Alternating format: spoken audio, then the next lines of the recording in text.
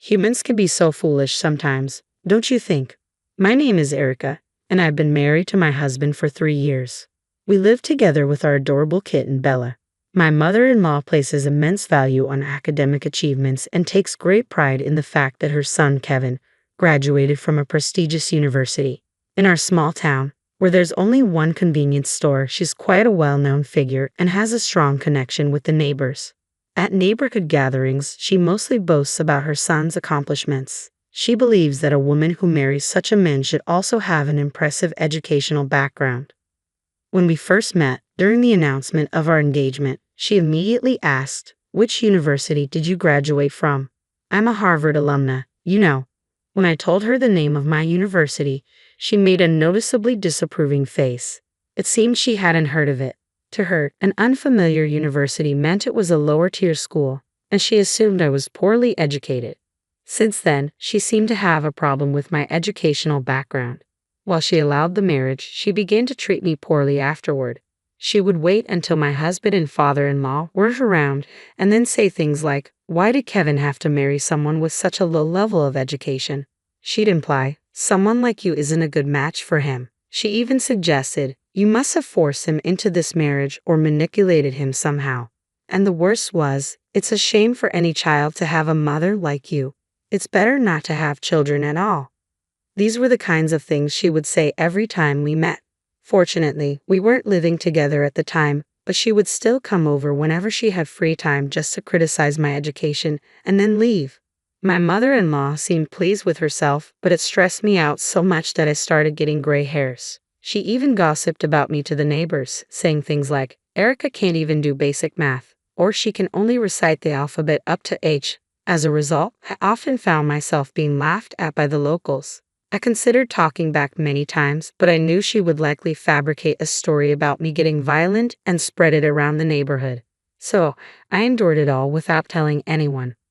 One day, my in-laws decided to rebuild their house. My father-in-law had hurt his back, and they wanted to make the house more accessible. We were grateful for everything my father-in-law had done for us, so we offered to help pay for the renovations. My mother-in-law planned a big celebration with the neighbors for the housewarming, and of course, I ended up being the one to prepare everything. "I'll help you," my husband offered, but my mother-in-law quickly intervened, saying, "Come here, Kevin. I want to show off my highly educated son," and dragged him away. As she left, she remarked, "Someone with your low education should at least be good at cooking, so get on with the preparations." During the party, my mother-in-law was in high spirits. As expected, she began her usual bragging to everyone, saying, "My son built this house. What a wonderful and beautiful son he is. I wonder who raised such a child." "Oh, that's me." The older ladies in the neighborhood sounded envious, which only encouraged her. She continued, "And then there's his wife. She didn't contribute a penny but acts like she owns the place. She doesn't even want to give me grandchildren. The wicked woman." She then turned her usual disdainful gaze toward me and continued to insult me. Annoyed, I replied bluntly, "What's up?" "There she goes. That's the problem with uneducated wives," she shot back. "She hasn't had any kids yet, she's greedy for money, and she's probably eyeing our inheritance." She even accused me, "I bet she put something in today's meal. None of you should eat it," belittling the food I had prepared. Ironically, she was eating my cooking herself. Not that it mattered. Even if there were something in it, she'd probably survive just fine. She's resilient, to say the least. She whispered with a sneer, "Well, can't expect much from Erica's kids. They'll have those low education genes mixed in," making sure my husband and father-in-law couldn't hear her. She always harassed me without letting others catch on, which infuriated me. The ladies around us chimed in with laughter, agreeing with her. That's right. When I glared at them, they awkwardly looked away. I couldn't understand why they agreed with her if they felt bad about it. She wasn't some powerful figure, or maybe she had some hold over them. Even as these thoughts crossed my mind, the stream of insults from my mother-in-law continued unabated. I wondered how long this life would go on. Did I have to endure her bullying forever? For what purpose? Lost in these thoughts, I soon made a decision. "I can't stand it anymore," I suddenly shouted, startling both my mother-in-law and the kitten Bella. "Sorry for scaring you, Bella. I'll give you some treats later," I said to the kitten. Then I turned to my mother-in-law and said, "You hate me, right? You don't want a child born from someone with low education like me, do you?" And who knows what would happen to them after they're born? Maybe they'd be abandoned in the mountains. Oh, scary, scary. What? I would never do such a thing, she exclaimed. And by the way, I expect you to repay every penny I contributed to building this house, I stated calmly. My mother-in-law was visibly shaken by my unexpected words. What nonsense are you talking about all of a sudden? She retorted, her voice echoing through the house. This commotion caught the attention of my husband and father-in-law, who quickly came over to see what was happening. The surrounding guests also looked on curiously, so I decided to seize the opportunity to fully confront my mother-in-law and expose her wrongdoings. What's all the yelling about? My husband asked, clearly alarmed. Listen to this. Erica, who claims she didn't contribute any money, is now demanding I pay her back for the house. My mother-in-law exclaimed, attempting to paint me as unreasonable. All eyes suddenly turned to me. But you said you didn't want a child from me, right? Mother-in-law, isn't that what you've been saying, ladies? I asked the nearby women. Yes, that's true. She always says that, they admitted reluctantly. She said she doesn't want those low education genes, they added. My mother-in-law stood there, stunned by their betrayal, her mouth agape. She probably never imagined they would turn on her. Serves her right. Why should I silently endure bullying from you? I'm not your punching bag for stress relief. I turned back to my mother-in-law, my voice seething with anger. My husband and father-in-law gasped in shock at the revelation. Have you been bullying Erica? Don't mess with me, my father-in-law demanded, his face flushing red with rage as he confronted her. Despite being unnerved by his rare outburst, my mother-in-law attempted to defend herself. But it's true, a child from low-educated Erica won't turn out well. Besides, she's just a housewife living off my son. I haven't said anything wrong, she shouted defiantly. However, as she noticed the cold, disapproving stares from both my husband and father-in-law, her face went pale. In front of them, she always portrayed herself as the perfect mother-in-law. Now, her thick-skinned demeanor, which was more resilient than her makeup, had been thoroughly stripped away. My husband sighed and turned to my mother-in-law with a cold expression. Mom, what are you talking about? Erica graduated from Harvard. She's far more educated than I am. The room fell into stunned silence. What do you mean? The university Erica mentioned before we got married was some obscure third-rate place, my mother-in-law exclaimed in panic. But the truth was, I did graduate from Harvard. The university she mistook for a third-rate institution was actually Cambridge University, an esteemed name recognized worldwide. After earning my degree, I continued my studies in the UK and completed my master's degree there, which is my highest qualification. When my mother-in-law inquired about my alma mater, I simply mentioned Cambridge without thinking much of it. I never anticipated that this misunderstanding would lead to such mistreatment. Given her Harvard background and high regard for education, she should have known that Cambridge is among the top 5 universities globally. Although the misunderstanding had escalated things, I had no intention of correcting it. I had lost any desire for a long-term relationship with such a mother-in-law. After all, a person's worth isn't defined by their educational background. My parents didn't attend college, but I hold them in the highest regard. I hadn't intended to discuss my education, but this was a perfect opportunity to address it. My actions had clearly upset my husband on my behalf. He said, "Listen, this house was funded in part by $100,000 from Erica's savings. Savings you, Mom, looked down upon. How could you insult her like that? And by the way, your college isn't Harvard. It's just a school near Harvard. That doesn't make you a Harvard graduate, Mother. Now's not the time for that discussion. We're talking about the money. There's no way a housewife like Erica could have accumulated that kind of money. Erica isn't just a housewife. In fact, she earns several times more than I do." "What did you say?" My mother-in-law's surprise was evident. "Yes, I make my living through stock trading, earning over $10,000 a month. I never mentioned this to my mother-in-law, so it's understandable that she might have assumed otherwise. Given her love for money almost as much as her reverence for education, if she knew, she'd likely demand luxury cars and the latest gadgets. That's why I asked my husband to keep it a secret. Since I'm usually at home when she calls or visits unexpectedly, she assumed I was just a housewife." My mother-in-law stood there, speechless and stunned by this revelation. To answer a question some of you might have, why did I contribute to the house's funds for someone I didn't like? Normally, one wouldn't want to give a single cent. The reason is straightforward. It was to avoid any arguments about living arrangements. By funding a comfortable and accessible home for her, I hoped she would be content and not bother us, especially after her minor injury. If she was comfortable in her own house, she'd likely visit ours less often. It was an expense I justified for my own peace of mind. Doesn't that make sense? Now, having fully recognized my mother-in-law as an adversary, I said firmly, I want the full $100,000 back. If you can't repay it, sell the land and house. If that's not feasible, borrow the money from a financial institution. That's outrageous. This house is ours now, and I have no intention of giving you a penny, my mother-in-law declared defiantly. Breaking his silence, my father-in-law shouted, How much longer do you plan to upset everyone around you? Look at the room. Nobody is on your side. My mother-in-law began to cry as my father-in-law berated her, but despite his pleas for her to apologize, she refused to humble herself, her pride too great. In the end, she left without offering an apology or even glancing my way. I'm so sorry, Erica. If I had been more attentive, this wouldn't have happened, my father-in-law said, deeply apologetic. There was no need for him to apologize. My mother-in-law only bullied me when he was unaware. Please lift your head. You've done nothing wrong. Please continue to treat me as your real daughter, I said, placing my hand on his shoulder. My father-in-law responded, Thank you, Erica. Leave her to me. I'll ensure she never bothers you again. And he went after my mother-in-law. The mood around us seemed to lighten as the situation settled. The neighborhood ladies, visibly relieved, apologized to me and promised to sever ties with my mother-in-law, which greatly lifted my spirits. A month later, my father-in-law announced that he was divorcing my mother-in-law. It turned out the issues went beyond that day's confrontation. My mother-in-law had been involved in an affair with a highly educated, middle-aged man.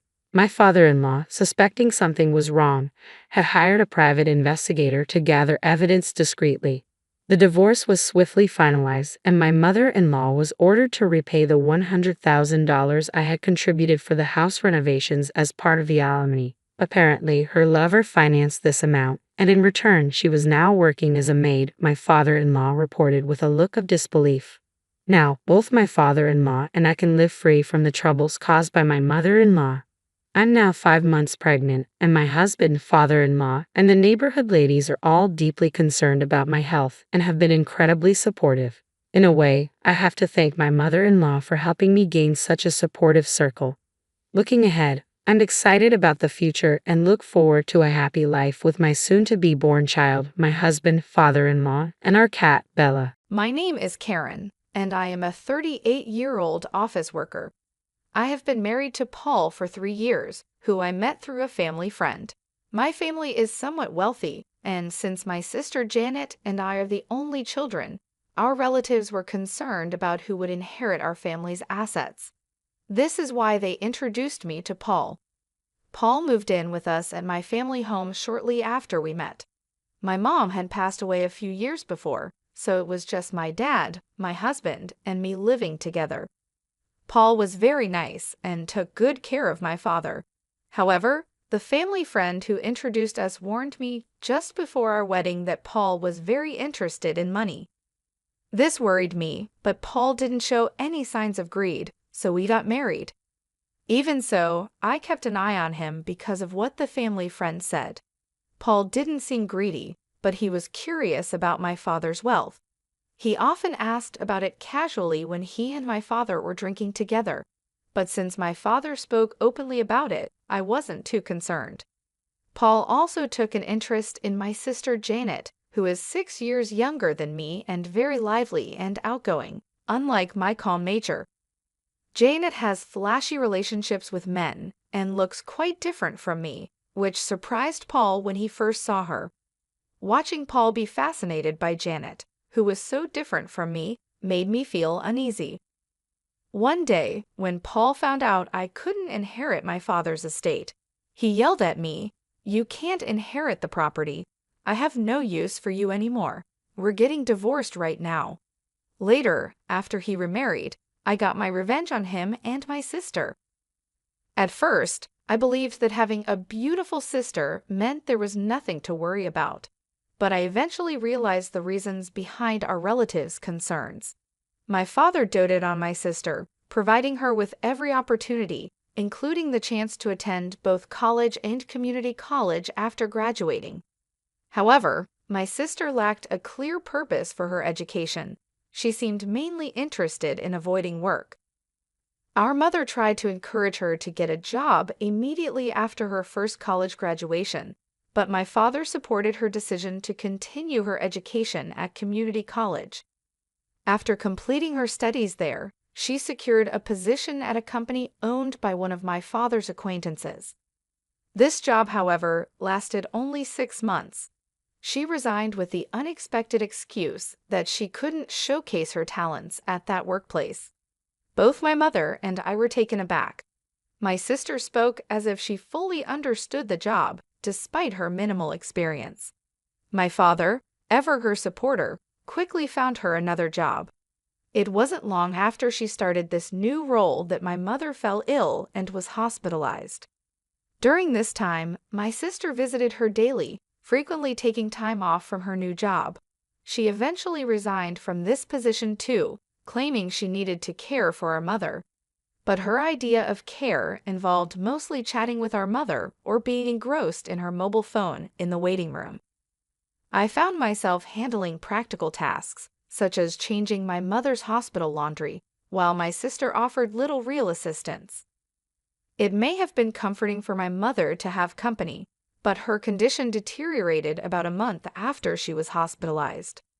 She soon reached a point where she could no longer speak. Within 3 weeks of her condition worsening, my mother passed away. The suddenness of her passing left both my father and sister too shaken to even prepare for the funeral. This left a significant burden on me during an already difficult time. After my mother passed away, I found myself handling all the arrangements. Fortunately, our relatives helped, and we were able to bid farewell to her peacefully.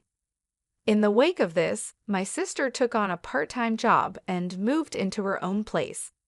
However, her earnings from the job weren't sufficient to cover her rent and other living expenses. Consequently, our father stepped in, covering her rent and utility bills, while the money she made was mostly spent on her leisure activities. Whenever her part-time income proved inadequate, she would turn to our father for additional financial support. Under our mother's watch, such requests were kept in check, as she was strict about financial discipline with my sister. However, after her death, my father began to indulge these requests, providing whatever money my sister asked for without hesitation. Initially, I saw no issue with this setup, assuming both my father and sister were content. Even after marrying and living with my husband in my parents' home, this financial arrangement continued. Unknown to me at the time, my sister also began asking my husband for money, and he complied, often asking her to keep it a secret to avoid causing me any jealousy. He found it difficult to say no to my attractive sister and willingly contributed to her expenses. My sister essentially lived off the money she received from both my father and my husband, engaging with her part-time job only sporadically according to her whims.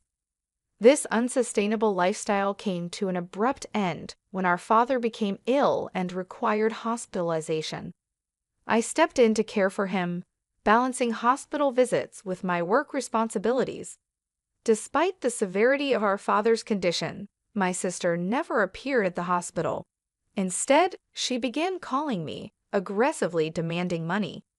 She argued that since she had been receiving a regular allowance from our father, I should continue providing for her as before, stating that her rent and utilities were still being deducted from our father's account. Her tone was confrontational, and I was stunned by these revelations.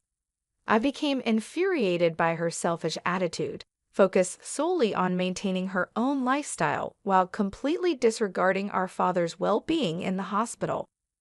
The situation exposed a painful truth about my sister's priorities and strained our relationship even further. I was tempted to hang up on her, but she sounded like she was in trouble.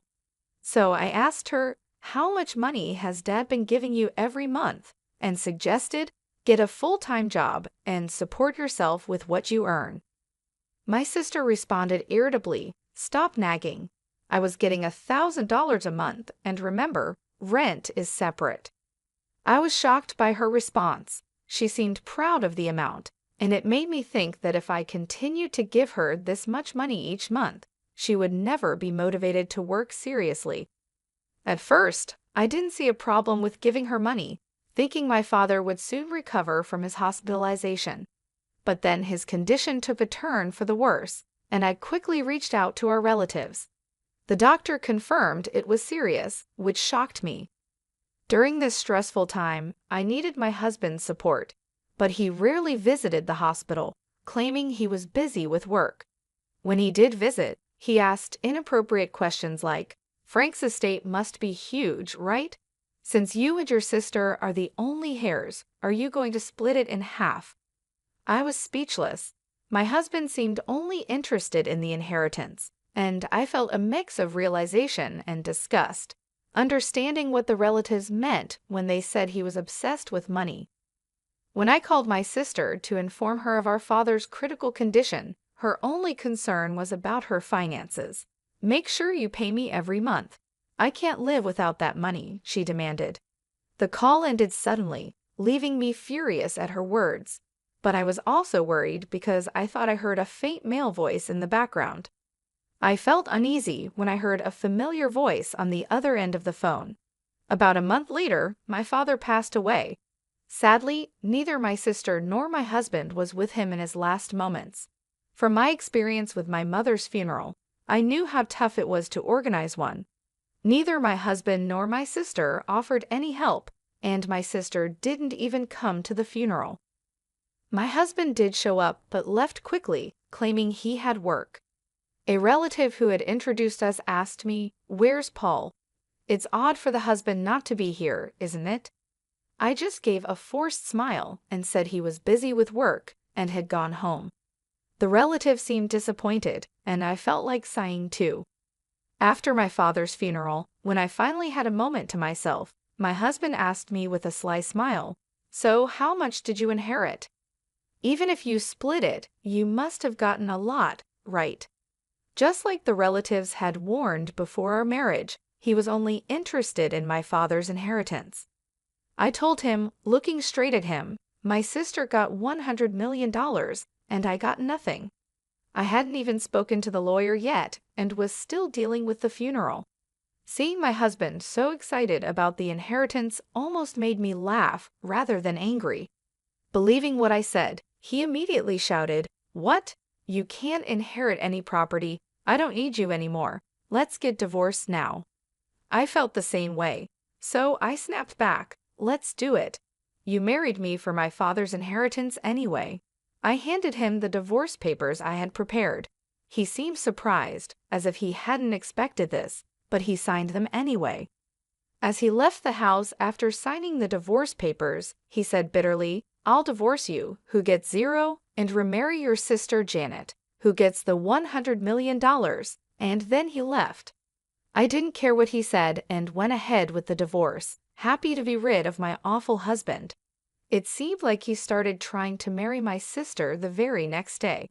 A few days later, he called me, demanding, "Do you still believe that story? When will you sort out the inheritance? Hurry up and give Janet the $100 million dollars." He shouted this over the phone. I had been waiting for him to contact me because I didn't want to reach out first after you left. I answered him calmly, "Let's discuss this at my place next Sunday. I'm preparing for the procedure and will be waiting." Thinking he was about to receive the inheritance, my ex-husband happily ended the call. However, I was actually looking forward to seeing his reaction when he discovered the truth. On the weekend, my ex-husband and my sister came to my family home and were surprised to see a lawyer there. My ex tried to act normal, thinking, "Of course you need a lawyer when inheriting a lot of money." Then the lawyer looked puzzled at my ex-husband and began, "Compensation claim. Before we talk about any inheritance, we need to address Karen's compensation claim against Paul." The lawyer then showed my ex-husband several photos of him leaving my sister's house, clearly dated before our divorce was finalized. These are evidence of infidelity, the lawyer told him, so you owe compensation. I had overheard him discussing the inheritance with my sister and had asked the lawyer to look into his infidelity. They might have thought I was too distracted by my father's funeral, but my ex-husband and sister were meeting at her place almost daily, giving me plenty of evidence. The topic quickly shifted from inheritance to compensation, leaving my ex-husband and sister shocked. However, my ex-husband recovered quickly and scoffed. Compensation is nothing compared to the $100 million from the inheritance. I'll pay it right away. He then signed the compensation documents provided by the lawyer, trying to appear unconcerned and confident. I confirmed everything and told him, "Enjoy your life with my sister, who inherited nothing. Since you signed, I'll make sure you pay the compensation." When they heard there was no inheritance, my sister screamed in shock, and her husband turned bright red, angrily saying, "There's no way the inheritance is zero. I won't let you take it all for yourself." The lawyer then calmly began to explain to the furious couple, "Janet is technically the stepdaughter of your late mother and was not legally adopted by your late father. Therefore, there is no legal parent-child relationship, and Janet cannot inherit anything from your father's estate." I'd also explained to my confused sister about our family history. "When our parents remarried, Janet, you were about a year old, so you probably don't remember. But I do. I was 8 years old when our parents remarried, and I was happy to suddenly have a sister. I never imagined that sister would end up taking my husband. Our parents had each had children from previous relationships, and someone thought it best for them to remarry. My mother treated me as if I were her own daughter, and my father was very fond of my sister. Maybe because she wasn't his biological daughter, he spoiled her a bit extra, wanting to make sure she felt loved. Although both our parents had children from previous marriages, my mother, who was suspected by some relatives of targeting our wealthy family's assets, refused to legally adopt my sister. The relatives only suggested marriage proposals for me because they knew I was the only one who could legally inherit my father's property. If our parents had had a child together, it might have made things even more complicated, but fortunately or unfortunately, they never did. Now, I understand why my father continued to support my sister financially, even after she grew up. He couldn't leave her any inheritance. I never legally adopted my mother, so legally, we weren't parent and child, but that never mattered in how we lived every day. It turns out that my parents had never explained to my sister that they were both previously married before they got together. She only learned this truth today. When my ex-husband realized the situation, his face quickly changed from bright red to pale blue. He had not only failed to secure any inheritance from my sister, but had also signed a document obligating him to pay compensation. Looking visibly shocked, my ex-husband asked me, "Was what you said about my sister getting $100 million and me getting nothing a lie?" I struggled to hold back my laughter and replied, "Of course, it was a lie. I said it to get back at you for cheating on me. Plus, there's no such thing as a bankrupt estate worth $100 million. Even my wealthy father didn't have that kind of money." Suddenly, my sister, who had been quiet until then, screamed out, "I've been relying on Dad's inheritance and have been spending a lot. What about the money Dad used to give me? Will Karen cover it now?" I responded to my sister, who seemed panicked, "You have a dependable husband now, so you shouldn't need that money anymore, should you? Let Paul take care of you." She turned to look at her pale-faced husband, who shook his head and said, "I've also done a lot of shopping, expecting to receive the inheritance, so I can't afford it. Plus, I have the compensation to pay, so I'm financially stretched." At that point, my ex-husband began to apologize profusely to me. "Karen, I'm really sorry. It was all my fault. Will you forgive me and consider starting over?" Watching this scene, the lawyer had to stifle his laughter as he prepared to leave. The confidence and arrogance my ex-husband had shown upon arriving had completely evaporated, and his deep apologies now seemed utterly absurd. After we finished our discussion, my ex-husband and my sister left the house looking defeated, and not long after, they divorced. My ex-husband, who had remarried with the intention of gaining an inheritance, suddenly found himself without interest in my sister once the prospect of money was gone. He even muttered to himself that, with the compensation payments he owed me, he couldn't possibly support my sister. With no assets to his name, it was decided that he would pay the compensation in installments from his monthly paycheck.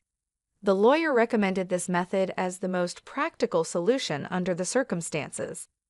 After my father's passing, the consequences of his indulgent support became painfully apparent.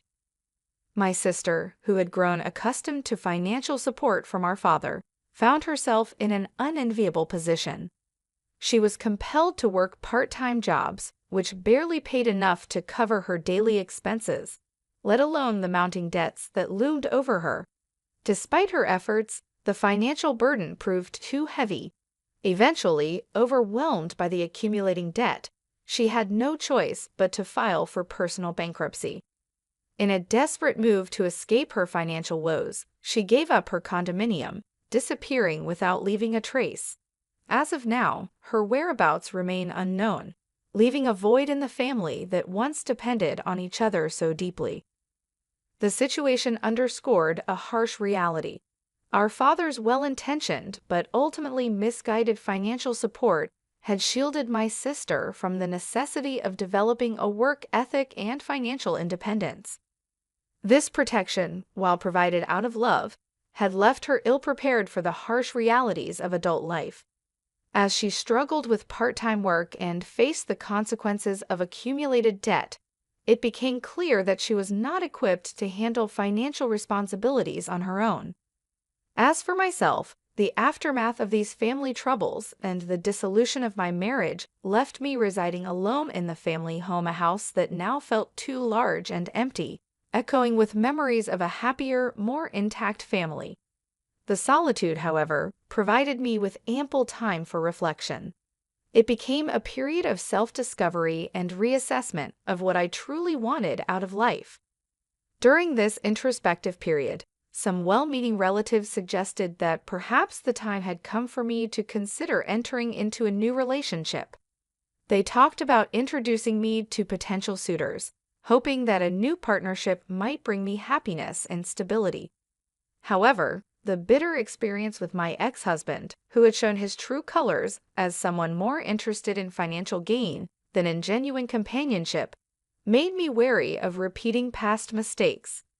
His betrayal had been a painful lesson in discernment, teaching me the importance of knowing someone's character and intentions thoroughly before making such a profound commitment. Determined to take control of my own destiny, I decided to decline the offers from my relatives to arrange introductions. The thought of being matched with another partner who might view me as merely a means to an end was intolerable. Instead, I resolved to find a partner on my own terms, guided by the lessons learned from my past experiences. This decision was empowering, marking a new chapter in my life where I could prioritize my own values and desires in a relationship. In embracing this newfound independence, I began to explore various avenues for meeting potential partners. Whether through social events, community activities, or even online dating platforms, I was committed to finding someone who shared my values, someone who sought a partner for the right reasons, valuing respect, honesty, and genuine affection above financial considerations. This journey was not just about finding a new partner. It was about reclaiming my autonomy and learning to trust again after betrayal. Each step forward was a reaffirmation of my ability to shape my future, a future where my choices would lead to genuine connections and real love, rather than transactional relationships defined by financial dependency. Thus, as I move forward, the lessons of the past remain with me, a guide to avoiding the pitfalls that had once ensnared my family and me, and a beacon towards a more hopeful and self-determined future. In the soft glow of the evening, as I sat in my living room, The sudden buzz of the intercom broke the silence. Brushing away tears, I glanced at the screen to see my mother-in-law and Martha waiting outside. A wave of relief washed over me, thinking they were here to lend a hand. With quick steps, I reached the door and swung it open, only to freeze in surprise. "Please, bring everything inside," my mother-in-law instructed, and a group of people, chirpy and full of energy, who appeared to be movers, made their way in, apologizing as they passed by me. Confused and overwhelmed, I blurted out, "What? What's happening?" My voice must have carried because my son, Roger, rushed down from his room, worry etched on his face. "What's wrong, Mom?" he asked, eyeing the movers who were now swiftly occupying our space with boxes and furniture. I don't know," I stammered, turning to look at him, equally puzzled. Suddenly, the harsh reality was voiced. "We're taking over this house. It's time for you to leave," my father-in-law, Terry, commanded with a firmness that brooked no argument, even as the movers continued their task. Roger's face drained of color. "No, you can't do this. Auntie, don't they know?" he pleaded, his voice barely above a whisper. "This house, it's not Dad's anymore. And it's haunted." The room fell silent as Terry paused and the movers halted, all eyes on Roger, who was now shaking. "My name is Christina, and I'm 39, married to Keith, who is 40 and a dedicated businessman. Keith, the epitome of calmness, doesn't indulge in vices. He's all about work and spending cozy movie nights with me.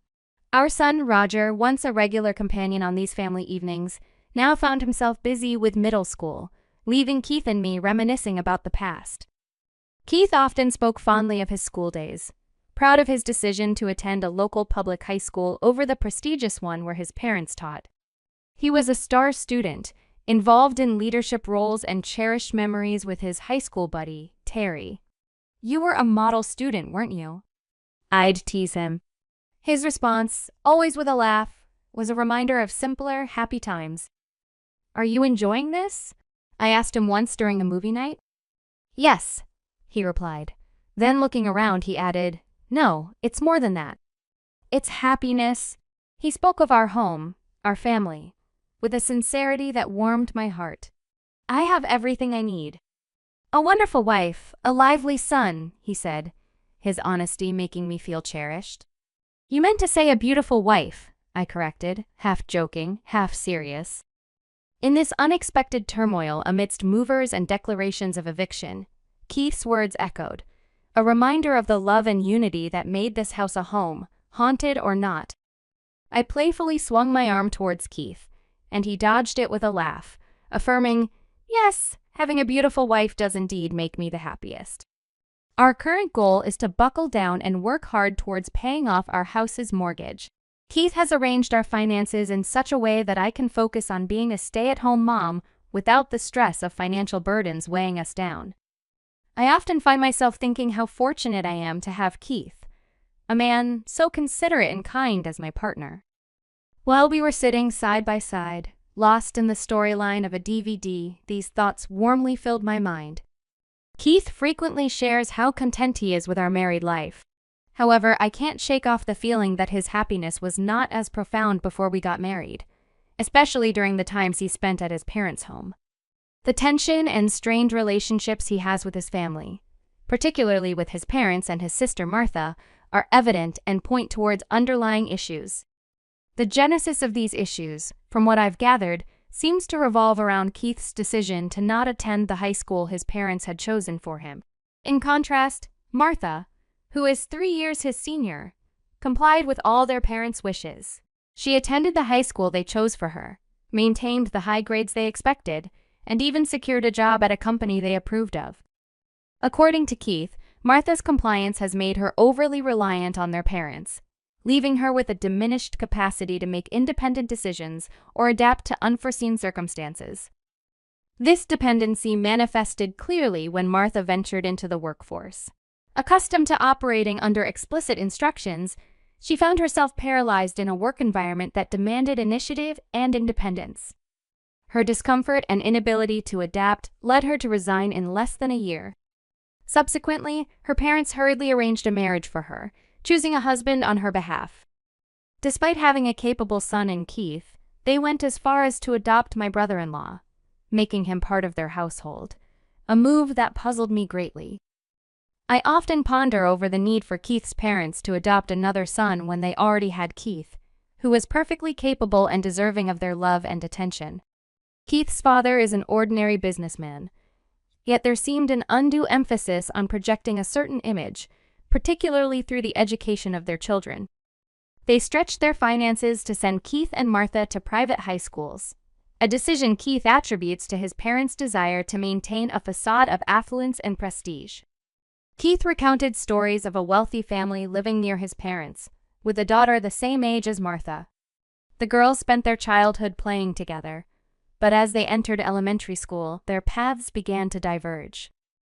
This story, among others, sheds light on the complex dynamics and pressures within Keith's family, illustrating a pattern of decisions driven more by external appearances than by the well-being and preferences of the family members themselves. She attended a private school and started to drift apart from the other kids in our neighborhood. Keith's parents didn't have any big problems with that family, but they seemed pretty jealous.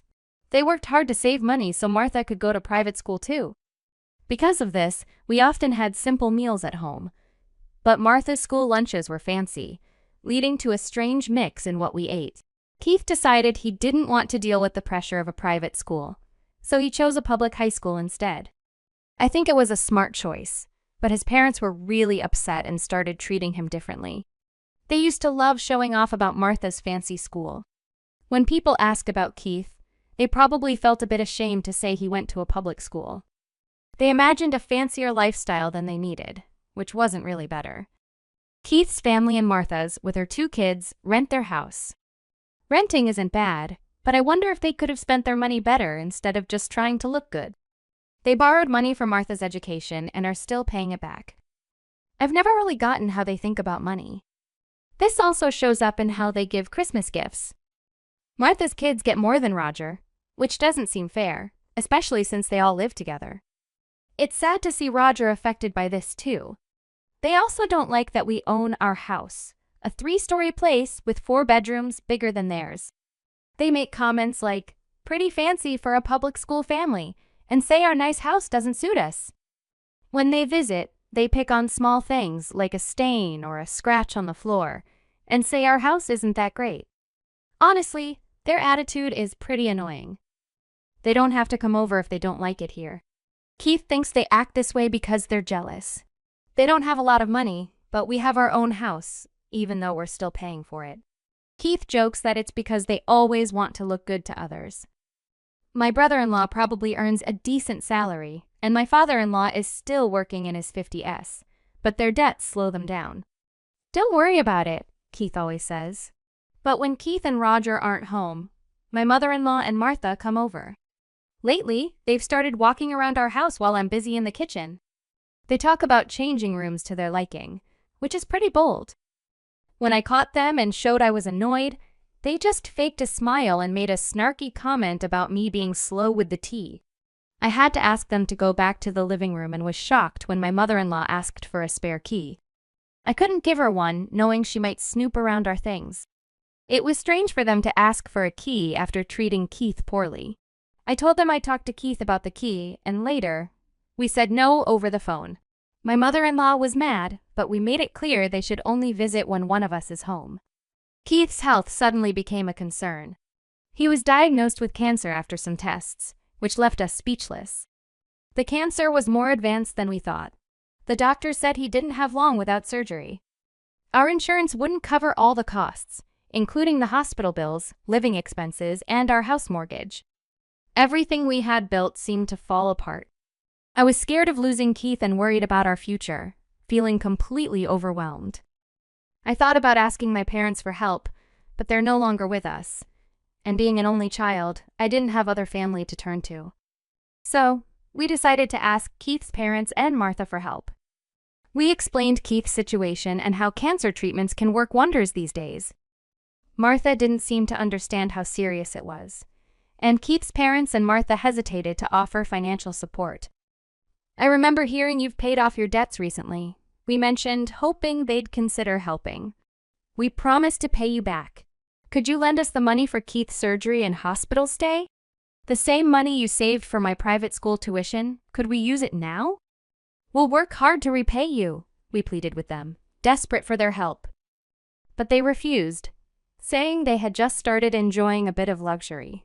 I suggested that my life insurance could cover the mortgage if something happened to me, and we could sell the house to repay them. I even offered to write a promise note. Despite our pleas, they remained unmoved. Why don't you sell the house now? They suggested. Selling the house was a thought. But after paying off the mortgage, we'd need to make sure there was enough left for Keith's treatment, hospital bills, and finding a new place to live. Keith had been sending money home even when he was single. It seemed only right that they help him now. But no matter how much we begged, their answer didn't change. Keith finally said it was enough, and we left. As we were leaving, my brother-in-law caught up to us and gave us $4,000, apologizing for not having more. He had been contributing to their debt repayments too. I'll try talking to them again, he promised, asking us not to lose hope. We thanked him for his kindness. Do you have any other plans? He asked. Yes, we're considering selling the house like Martha suggested, I replied, shocked by the reality of the situation. Selling a house isn't easy. It involves a lot of steps and wouldn't be quick enough, especially with Keith's upcoming hospital admission. Plus, we'd need to find somewhere new to live. It's not as simple as it sounds. It's okay. I know someone who can help, Keith said with a hopeful smile. Over the 3 years since his cancer was found, Keith fought bravely. Even though doctors said he had just a few months, he made many happy moments with us. There were many hospital visits, but we made the best of them. When the doctor told us Keith might not come home again, I called his family. They visited a few times, quickly leaving after a short visit, as if they were just checking on him. I didn't want to think they were only wondering how much time he had left. When it was clear Keith didn't have much time, I called my mother-in-law. Oh no, that's awful. We'll hurry, she said, but she sounded unsure and hung up quickly. Despite feeling uneasy, I went back to Keith and our son, Roger, in the hospital room. In the end, only my brother-in-law, coming straight from work, and Keith's good friend Terry, made it to see him. Keith opened his eyes weakly to see us before closing them one last time. My brother-in-law and Terry took care of the funeral stuff while we went home to get things ready. They stayed with Keith and Terry drove us. We had rushed out in the morning, and by the time we returned, it was already evening. Our breakfast dishes were still out. In the quiet of the evening, I turned on the lights and started looking through a photo album in the living room. Tears began to fall as I picked out a photo for the memorial service. Then the doorbell rang. I wiped my tears and saw my mother-in-law and Martha on the monitor. They hadn't made it in time to see Keith, but they were here now. I went to open the door, ready to greet them. I was shocked when I opened the door and heard my mother-in-law telling people to bring things inside. Movers started walking into our house, apologizing as they went. I was so confused and asked, "What's happening?" Roger ran downstairs, also confused, asking me what was going on. I didn't understand either. My son's house is now ours. You need to leave, my mother-in-law said, with my father-in-law organizing the movers as they filled our house with stuff. Roger suddenly got upset and said, "No, this house isn't Dad's now, and it's haunted." When he said this, everything stopped and everyone looked at Roger. Then Terry walked in, yelling at everyone for bringing stuff into someone else's house without asking. He made such a noise that even the neighbors might have heard. The movers, confused, started taking everything they brought back outside. Then my nephew and his kids showed up, upset about their things being left outside. My brother-in-law was angry. He thought he was helping with a move, but was confused by the situation. In the middle of the chaos, he said he couldn't handle it anymore and wanted a divorce from Martha. He arranged for his and his kids' things to go to his parents' house. He apologized for the trouble and left with the kids, not even looking at Martha. Martha was left crying on the street, and my in-laws didn't know what to do with all the stuff everywhere. Neighbors started watching, making it even more embarrassing. Terry then suggested we move the belongings inside to clear the street. I agreed with Terry, saying it was okay to bring the stuff inside since it was technically their house now. My in-laws looked confused when I said that. So, I explained the whole story. 3 years back, after Keith's parents didn't help us, Keith brought home Terry, who looked pretty tough. Terry owns a real estate business and even gave me his business card. I had heard he was Keith's high school friend, but he looked so tough that I thought he was involved in some scary business. Roger was so frightened that he stayed close to me. Keith noticed me looking worried and laughed, saying Terry might look scary, but he's actually a well-respected businessman. Even Roger seemed to be easing up a bit around him. Terry, despite his serious look, playfully hit Keith on the head, which shocked me, especially since Keith was unwell, but they both just laughed it off. Terry hadn't come to our wedding or visited us at home, which now made sense because Keith had told me stories about his good friend Terry from school. Terry joked about not attending social events because his tough look might scare people, which is why he joked he was still single. As Keith and Terry joked around, it reminded me that this was the Terry Keith had always talked about. I laughed, apologizing for interrupting their moment, noting how Keith always got so lively around him. Roger joked about the importance of a father's dignity, which lightened the mood further. I shared with Terry how Keith had wished he could come to our wedding, and we'd love for him to visit us anytime. Then, Terry got down to business, saying we didn't have much time. He checked every part of the house from each room to the exterior walls and the meter box. After inspecting everything, Terry opened his laptop, typed something, and then showed us the screen. Terry showed us a price for the house that really surprised me. It was much more than what we originally paid. I worried it was too high, especially since our house was pretty old and hadn't been updated in years. There were marks and the wooden floors were worn out. But Terry said not to worry, mentioning how my in-laws were already planning how to use the rooms, meaning they saw it as perfectly livable. Keith reassured me to trust Terry, so I agreed to sell at that price. Terry quickly got some papers out. Then, he mentioned we'd need a new place to live. Among the papers, he also had rental agreements. His plan was to buy our house and then rent it back to us. This solved our problems all at once. I couldn't believe what I was hearing. Terry promised to transfer the sale money to us soon, which we could use to pay off our mortgage. He was so confident, and his smile made him look more friendly than scary. While signing the papers, I saw the rent was listed as $400.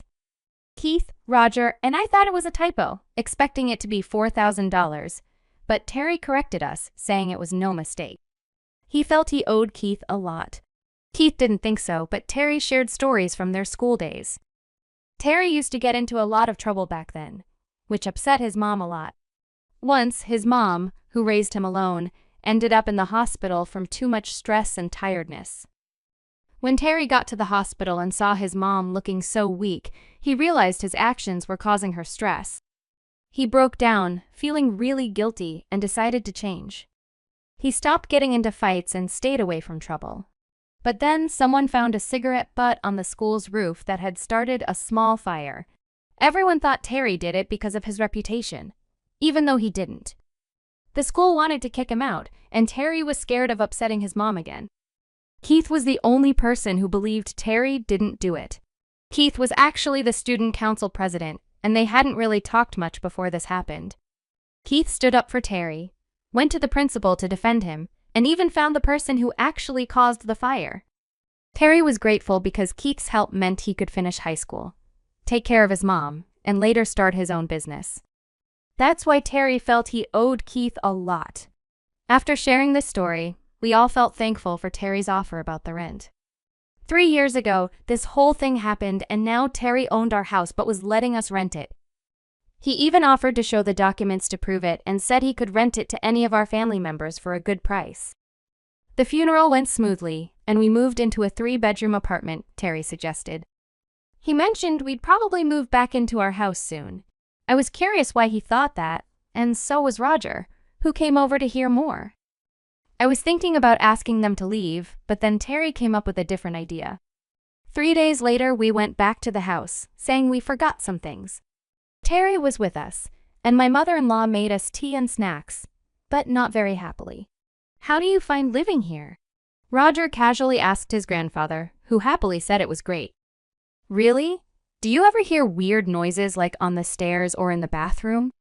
Roger then acted scared and talked about how he thought he saw someone on the stairs when we weren't home, but there was nobody there.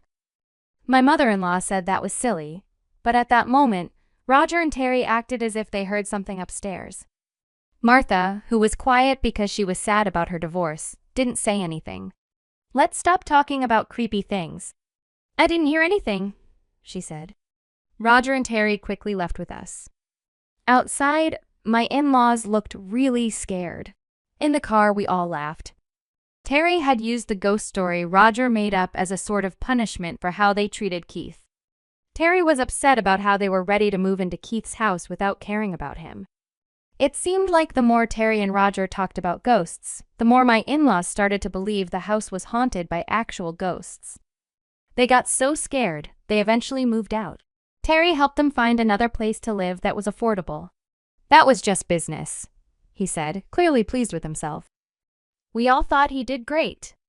Martha, who had to start working again after her divorce, was now facing real-life challenges on her own. It was a big change for everyone now that they had to look after themselves. In the end, we went back to living in the house that Keith and I originally bought. We can't own it again, but we're staying there, paying just $400 each month.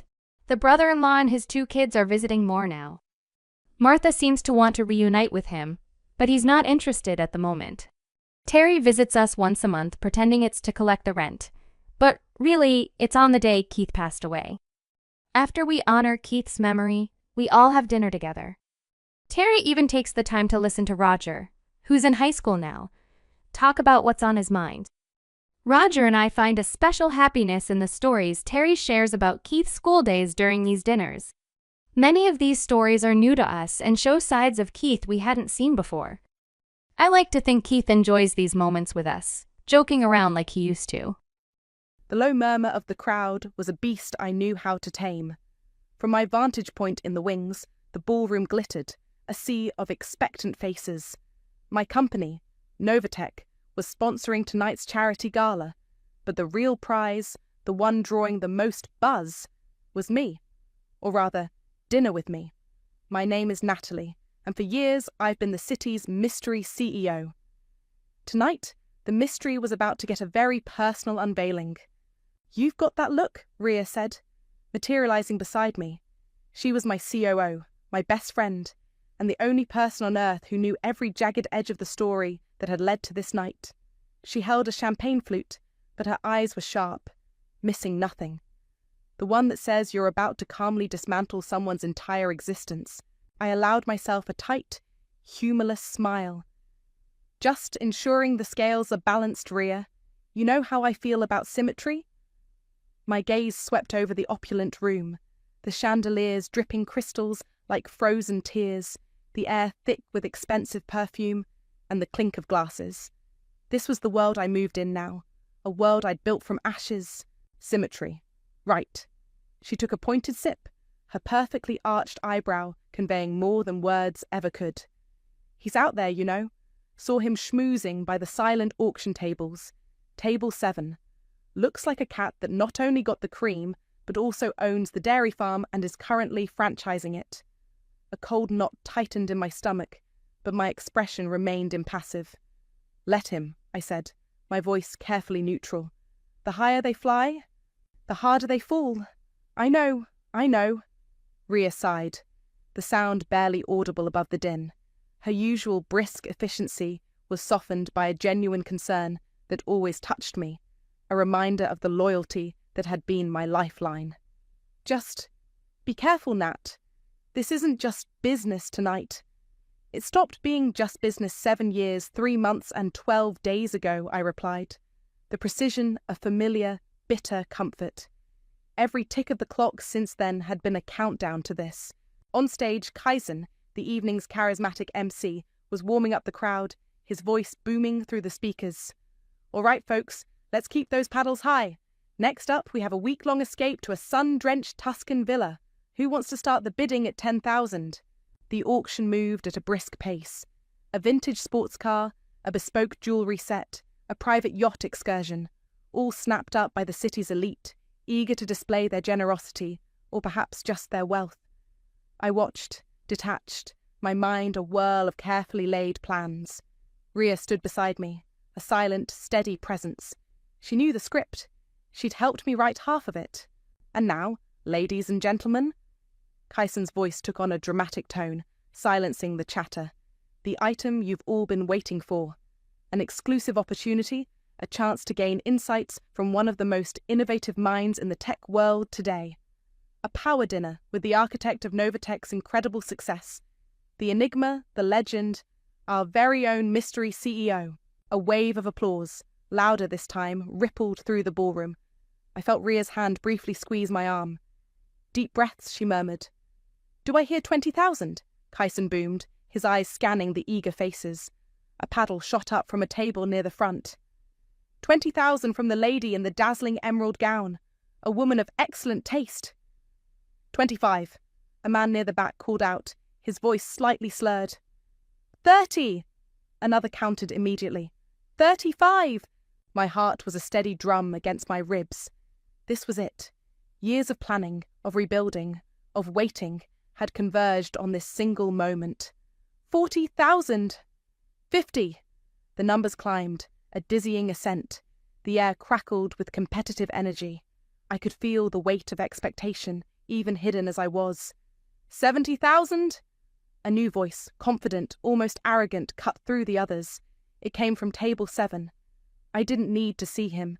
I knew that tone. It echoed in my nightmares. 80,000 from paddle number 72. Kyson pointed towards a different section. 90,000.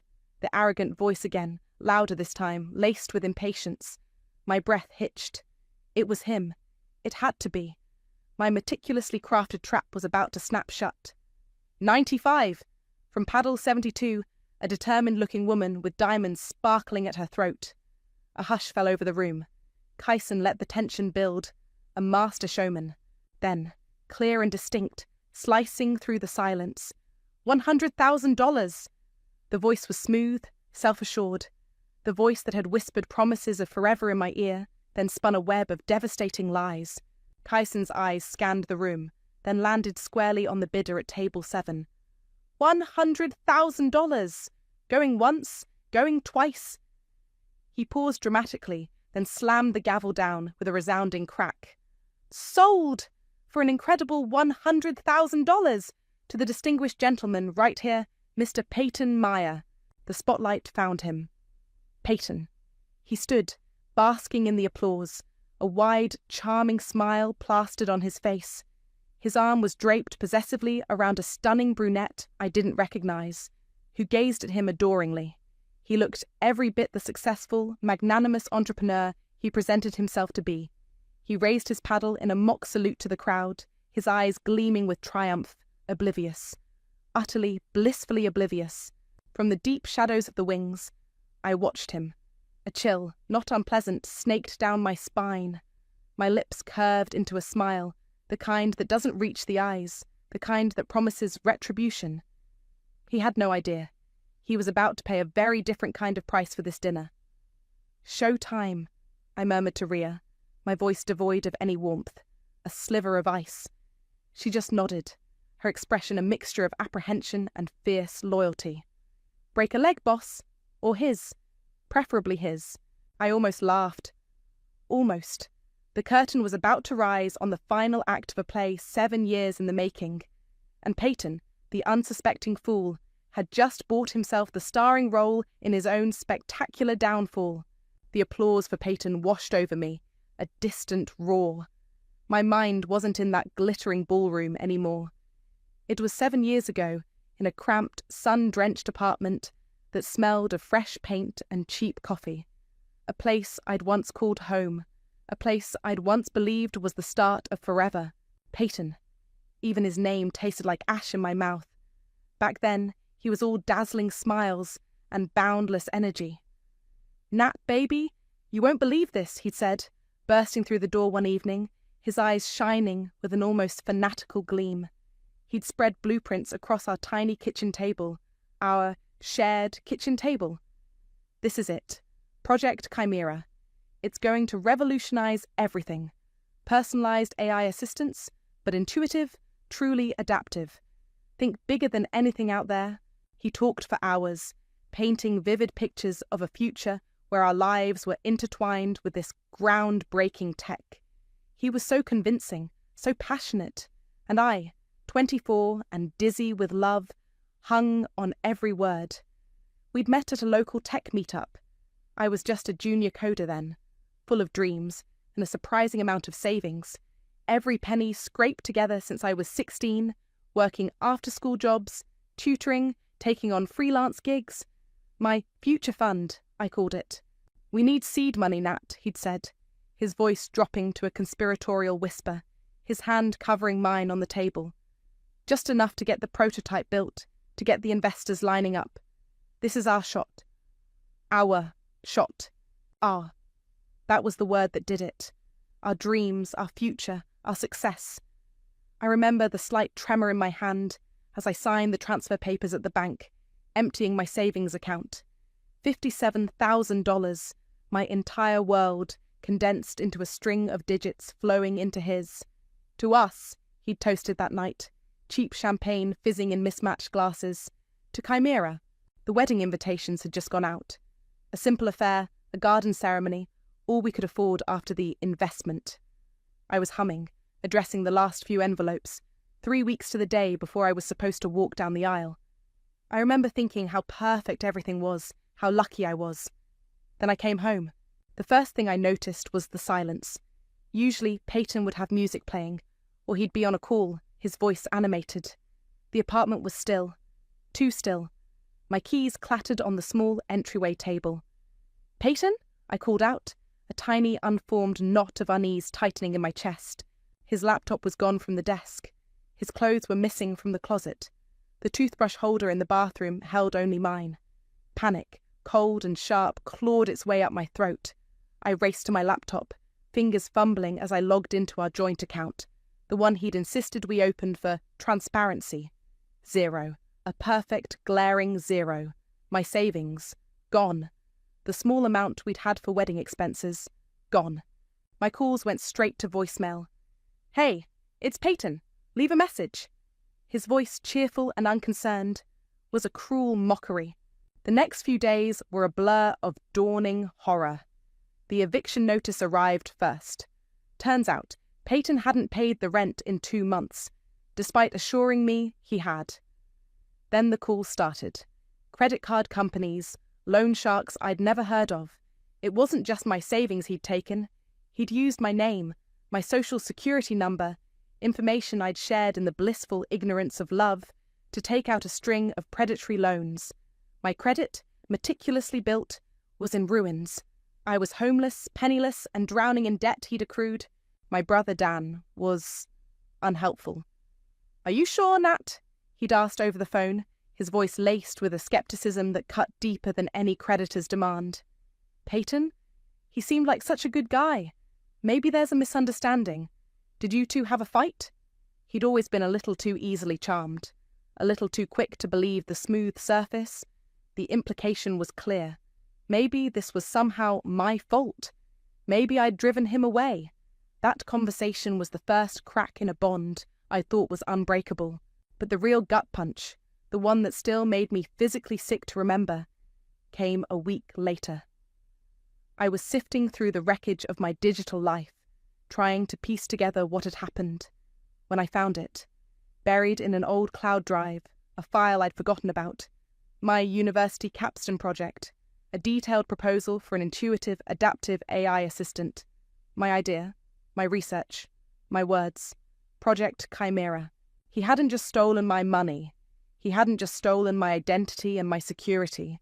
He'd stolen my future, my intellectual property, the very spark of an idea I'd poured my heart into, enthusiastically sharing every detail with him over late-night talks, believing he was my biggest supporter. He'd taken May Dream, twisted it, and used it to destroy me. That was the betrayal that fueled the rage that eventually forged me into the woman standing in the wings of that ballroom, watching him preen. He hadn't just broken my heart, he'd tried to break my spirit. He almost succeeded. Almost. The applause died down, but the echo of Peyton's name, of his victory, still hung in the air. My fists were clenched so tight my nails bit into my palms. Back then, after he vanished, there was no applause, just the gnawing emptiness of Ria's spare room couch, the scratchy blanket, a poor substitute for the life I'd lost. "You can stay as long as you need, Nat," Ria had said, her voice firm, but her eyes full of a pity I hated.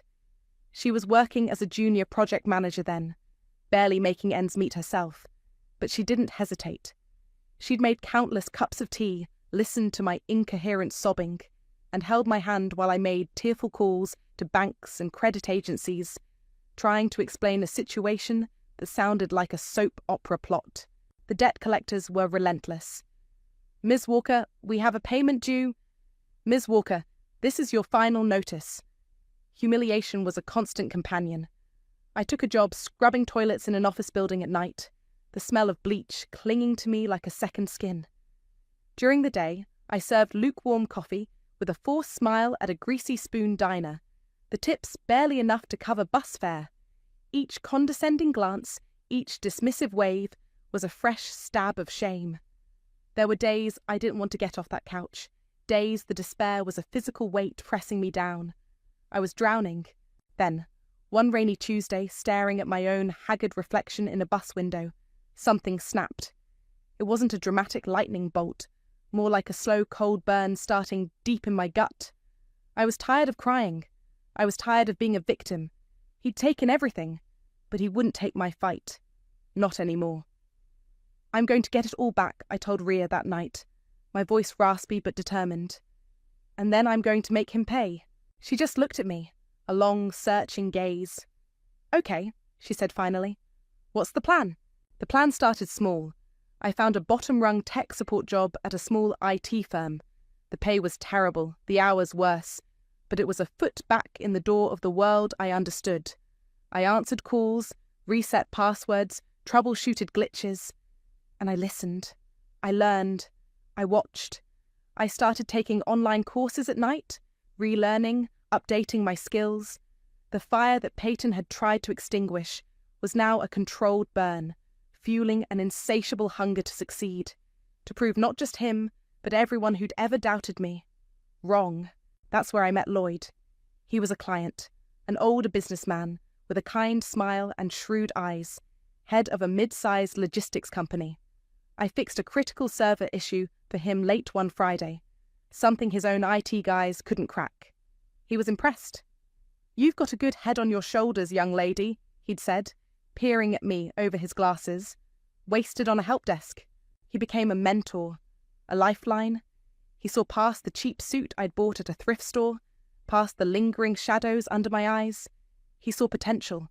Lloyd gave me a small project, then a bigger one. He listened to my ideas, the ones Peyton had stolen and twisted, and the new ones that were starting to bloom in the fertile ground of my anger and ambition. "This Nova concept of yours," he said one afternoon, tapping a proposal I'd nervously slid across his mahogany desk. "This has legs, Natalie. Real legs." He didn't just offer advice. He offered a small seed investment, a fraction of what Peyton had stolen, but it felt like a fortune. It was enough. Enough to rent a tiny office, buy a couple of second-hand computers, enough to officially register Novatech. Ria, bless her loyal heart, quit her stable job to join me, taking a massive pay cut. "You think I'm letting you have all the fun?" she joked, but her belief in me was a rock. We worked like maniacs. 18-hour days were standard, pizza boxes piled up. Sleep was a luxury, but with every small win, every new client, every line of code that brought my vision closer to reality, the rage I carried began to transform. It became focus. It became drive. It became a relentless pursuit of excellence. I wasn't just building a company, I was forging a weapon. And in the quiet hours, when the city slept, and Ria had finally gone home, I started digging. Untraceable browsers, encrypted searches, skills I'd picked up in the darker corners of the internet. I needed to know. I found him, eventually. Living well, it seemed. Flaunting a lifestyle built on my stolen dreams, on my intellectual property. He was pitching a revolutionary AI platform to investors, using phrases, concepts, even diagrams that were chillingly familiar. He hadn't just moved on, he was thriving on my ruin, without a flicker of consequence. That was when the vague desire for him to pay solidified into a cold, hard certainty. It wasn't enough to just succeed. I needed him to see it. I needed him to understand what he'd done, who he'd tried to destroy. I needed a reckoning, and I would orchestrate it myself, on my terms, when he least expected it. The auction, the mystery CEO dinner. It had all been years in the making, a carefully constructed stage for his public humiliation. And tonight, he'd walked right into the spotlight I'd prepared. The buzz of the auction floor seemed to fade as I watched Peyton accept the congratulations of those around his table. He was smoother than ever, his designer suit impeccable, his smile practiced and dazzling. The woman beside him, Evelyn, I presumed from the guest list Rhea had discreetly procured, was gazing at him with an expression of pure adoration. It was a look I remembered seeing in my own mirror years ago. A bitter taste filled my mouth. "He hasn't changed a bit, has he?" Rhea murmured, her voice tight, as she joined me again in the shadows of the wings. She'd slipped away to check on some last-minute arrangements for my eventual appearance. "Predators rarely do," I replied, my eyes still fixed on him. He was laughing now, throwing his head back, the picture of carefree success. Every gesture, every carefully crafted expression of charm was a performance I knew intimately. It was like watching a rerun of a horror movie where only I knew the ending. A surge of cold fury, potent and familiar, washed through me, followed by a grim, almost detached satisfaction. The pieces were falling into place, exactly as I'd envisioned. "You okay?" Rhea touched my arm, her brow furrowed with concern. "You're practically vibrating." I took a slow, deliberate breath, forcing the tremor in my hands to still. "I'm fine. More than fine." I offered her a thin smile. "Just appreciating the symmetry of it all." She didn't look convinced, but let it go. "Security is briefed. The AV team has your presentation queued. Kyson knows to give you a dramatic entrance." "Good." My gaze drifted back to Peyton. He was holding court, expansive gestures accompanying his words, clearly the center of attention at his table. He exuded an aura of unshakable confidence, the kind that comes from never having to face the consequences of your actions. Until tonight, a waiter, laden with a tray of empty glasses, squeezed past us. For a moment, the path to the backstage area was clear, and then Peyton decided to stretch his legs. He excused himself from his table, patting Evelyn's hand, and began to stroll towards the bar, which was uncomfortably close to our concealed position. My heart leapt into my throat. Rhea tensed beside me. This wasn't part of the plan. He was heading directly towards the narrow passage leading to the small, curtained-off alcove where we stood. "Shit!" Rhea breathed, her eyes wide. There was nowhere to go. We were trapped.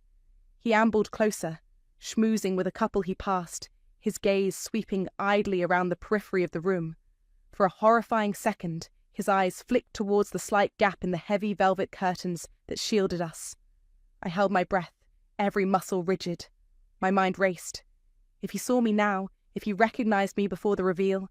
His gaze lingered for a fraction of a second, then dismissed the darkened alcove as just another part of the backstage setup, probably assuming it was for event stuff or storage.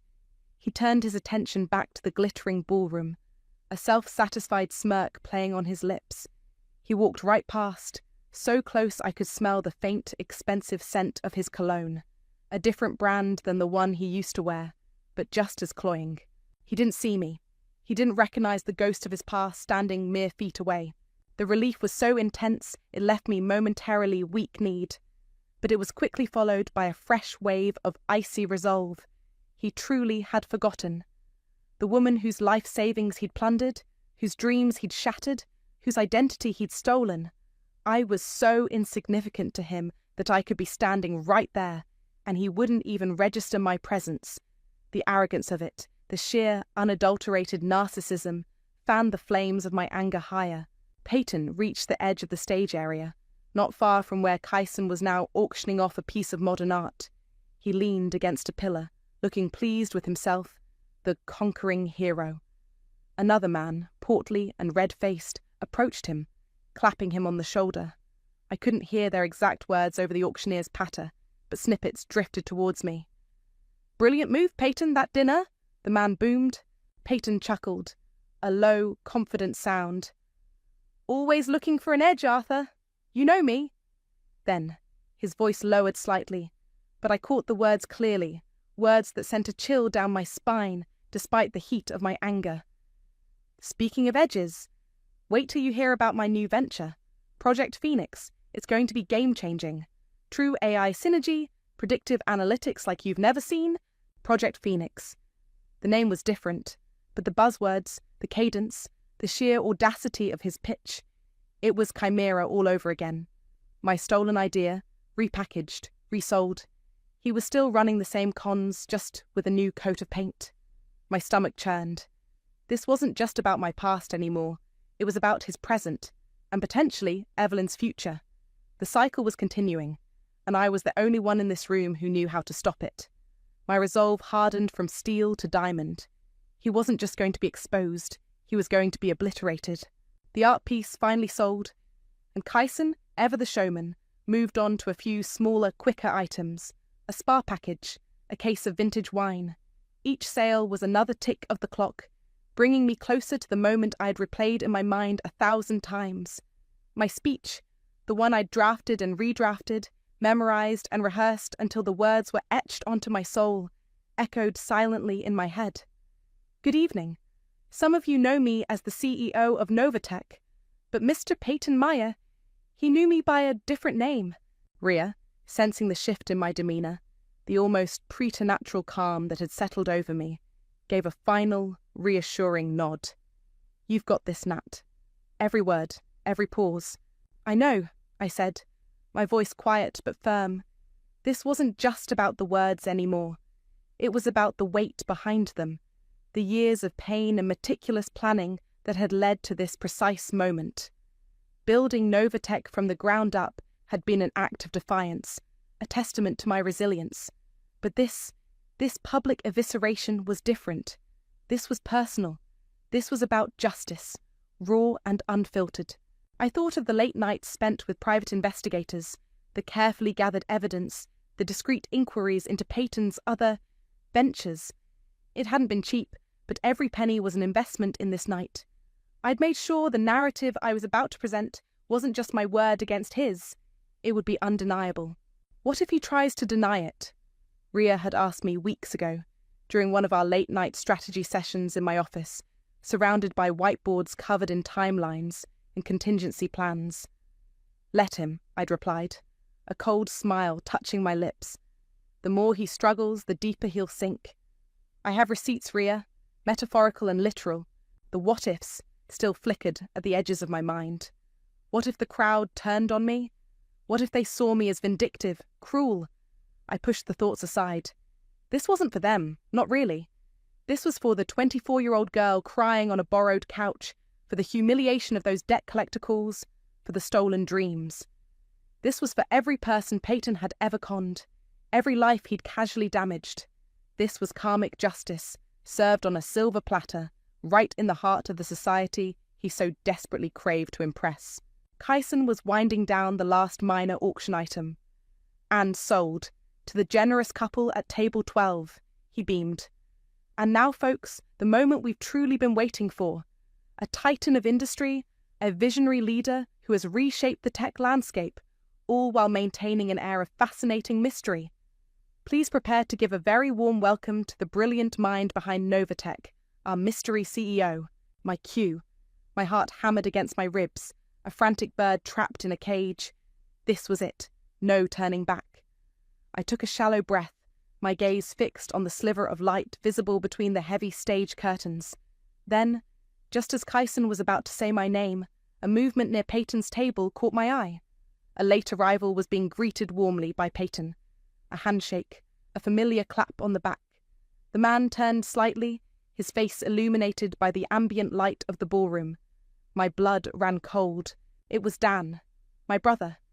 He was smiling, looking impressed as Peyton gestured expansively, no doubt regaling him with tales of his supposed success.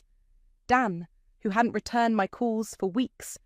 Dan, who still, after all these years, harboured that sliver of doubt about what had really happened with Peyton. To see him there, with him, looking so comfortable, so admiring. It was a fresh stab of betrayal, sharper and more painful than I could have imagined. Peyton, oblivious to the storm brewing in the wings, was basking in Dan's attention, a picture of false respectability.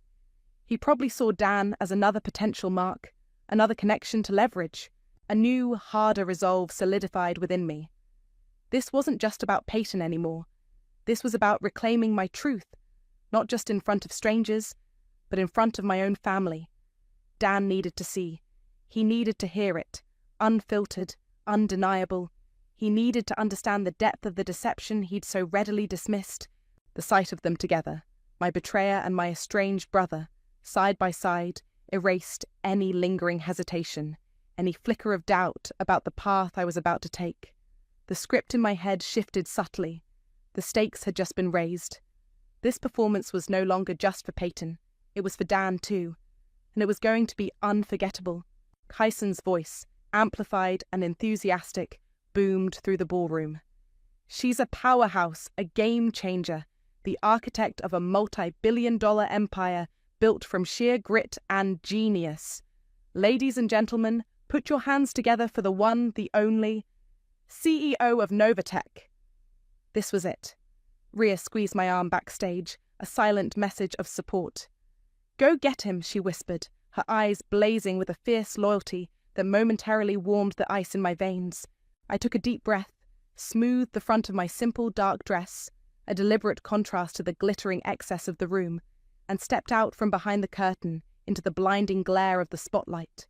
A wave of polite, expectant applause rippled through the crowd. Heads craned, eager to finally put a face to the name, to the mystery. I walked calmly towards the podium at the centre of the stage, my heels clicking softly on the polished wood. My gaze swept across the room, a quick, assessing glance before landing squarely on table 7. Front and centre, Peyton, Dan, Evelyn. The polite applause began to falter, dying away into pockets of confused murmurs. I saw Peyton's smile freeze, then melt away like wax under a flame. His eyes, moments before sparkling with smug satisfaction, widened. Confusion warred with a dawning, sickening horror as he stared at me. His champagne flute halfway to his lips. He looked like he'd seen a ghost, and in a way he had. Evelyn, sensing the abrupt shift in his demeanour, the sudden tension radiating from him, looked from Peyton to me, her perfectly sculpted eyebrows knitting together in a frown. She clearly knew something was terribly, terribly wrong. And Dan, my brother, his jaw had literally dropped. He stared at me, then at Peyton, then back at me, his face a mask of utter bewilderment. The jovial expression he'd worn moments before was gone, replaced by a stunned disbelief. The shift in power was instantaneous, palpable. One moment, Peyton was the conquering hero, the generous benefactor. The next, he was a trapped animal, pinned by the unwavering beam of my gaze. I allowed myself a small, almost imperceptible smile, savouring the exquisite shock radiating from him. He knew. Oh, he knew. I reached the microphone, adjusted it slightly, the small movement amplified in the sudden, heavy silence that had fallen over the ballroom.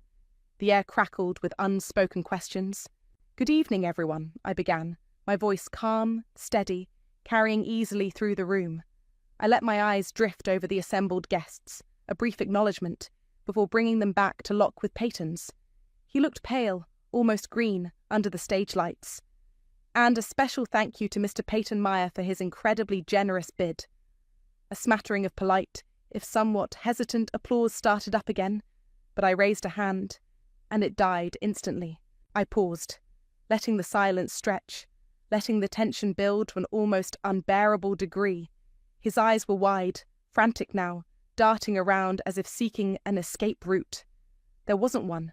"Some of you know me as the CEO of Novatech," I continued, my voice even, almost conversational, yet laced with an undeniable authority. "A company I built from the ground up, with a lot of hard work and a little bit of luck.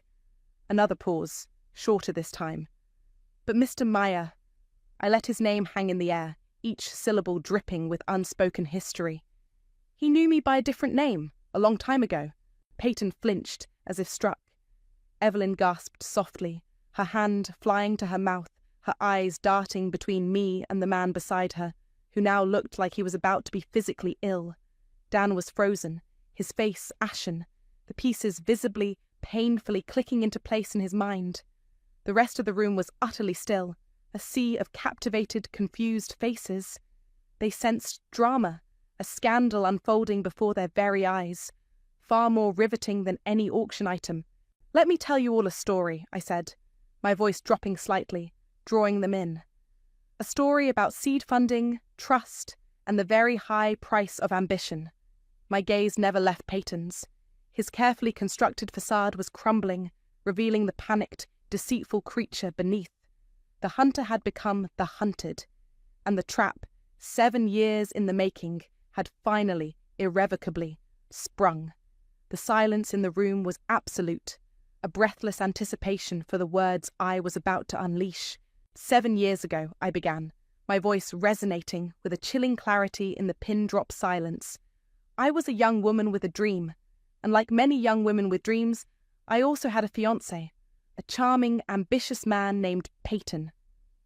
I didn't look away from him. His face was slick with sweat, his eyes darting wildly. He opened his mouth as if to speak, but no sound came out. Peyton had a dream too, I continued, my tone even, almost detached, like a narrator recounting a well-known fable. A revolutionary tech startup he called Project Chimera. He was passionate, convincing. He told me it would change the world, and he told me he needed seed money. I let that sink in. The audience was rapt, leaning forward, sensing the impending collision. Evelyn was openly staring at Peyton now, her earlier adoration replaced by a dawning horror. Dan looked like he'd been punched in the gut, his gaze fixed on me, his face a mixture of shock and dawning shame. Blinded by love, by trust, I gave him everything I had. My entire life savings, $57,000, money I'd scraped together since I was a teenager. My voice remained steady, but a tremor of the old pain, the raw memory of that betrayal, thrummed beneath the surface. 3 weeks before our wedding, I came home to an empty apartment, a drained bank account, and a fiancé who had vanished into thin air. A collective gasp rippled through the ballroom. Whispers erupted, quickly shushed. Peyton visibly shrank, his shoulders hunching, his eyes darting towards the exits. 2 discreetly placed security guards, men I'd personally hired for the evening, shifted slightly, their presence a subtle but clear deterrent. "He didn't just take my money," I went on, my voice hardening, the carefully controlled calm beginning to fray, revealing the steel beneath. "He took my identity. He left me homeless, drowning in debts he'd accrued in my name. He nearly destroyed my credit, my reputation, my ability to even rent an apartment." I paused, then delivered the next blow with precision. "And Project Chimera? The revolutionary idea he'd sold me on. It was mine, my university capstone project, my intellectual property, stolen, twisted, and used to defraud me." The murmurs grew louder now, tinged with outrage. I saw faces in the crowd turning towards Peyton, their expressions ranging from disbelief to disgust. He looked like he was suffocating. "I spent years rebuilding," I said, my voice ringing with a hard-won strength. "I slept on couches, I worked menial jobs, but I fought, I learned. I built Novatech from the ashes of the life he tried to burn down. Every success, every milestone, was fueled by the memory of his betrayal. My company is built on genuine innovation, on integrity, on the very principles he spat on." I turned my gaze to Evelyn, her face pale, tears welling in her eyes. A flicker of genuine sympathy passed through me. "I'm sorry you had to hear this, Evelyn. Truly. But some truths need to be aired in the light." Then, I turned back to Peyton, my voice dropping to an icy, lethal whisper. "But here's the part of the story you might not know, Peyton. The part I save for a special occasion like this." He looked up, a cornered animal, fear blazing in his eyes. "After you vanished," I said, my voice rising again, clear and damning, "I didn't just rebuild. I investigated. I hired professionals because I had a feeling, a very strong feeling, that your dream project that bankrupted me wasn't just a failed venture. It was a meticulously designed sham, created for one purpose, to defraud. On a large screen behind me, previously dark, a simple, stark slide appeared. It listed no names, just dates and amounts, under the heading, Peyton Meyer, a pattern of deception. And guess what I found, Peyton? My voice was laced with a chilling triumph. I wasn't your first victim. The gasp from the crowd was audible this time, sharp and shocked. Peyton's face contorted in a mask of pure panic. Oh no, I continued, a predatory smile playing on my lips. There was a Jessica before me, a smaller con, but effective. And after me, after you'd perfected your technique with my life savings, there was a Sabrina. Different city, same MO. Small cons, all building up to your masterpiece with me, each one a stepping stone, funding your lifestyle, honing your skills of manipulation. Brief, anonymized summaries of these other instances flashed on the screen. Dates, locations, the nature of the investment, the subsequent disappearance of funds. Verifiable, damning. You see, Peyton, I said, my voice like a whip crack. You're not an entrepreneur. You're a parasite, a con artist who preys on trust, on affection, on dreams. Peyton finally found his voice, a strangled, desperate sound. This is slander. Lies, He tried to stand, to push back his chair, but he seemed rooted to the spot, his legs refusing to obey. Evelyn recoiled from him, as if he were diseased, tears streaming down her face. Dan buried his face in his hands, his shoulders shaking. The crowd was in an uproar now, a cacophony of shocked exclamations, angry murmurs, and a growing, undeniable wave of support for me. Some people were even starting to applaud, a slow, hesitant clap that grew in volume and intensity. Peyton was utterly exposed, his carefully crafted world shattered around him in a matter of minutes. His reputation, his charm, his entire persona, all reduced to dust. The spotlight that had once illuminated his triumph now cruelly exposed his disgrace. The reckoning had arrived, and it was devastating. The applause swelled, a roaring tide of vindication that washed over me.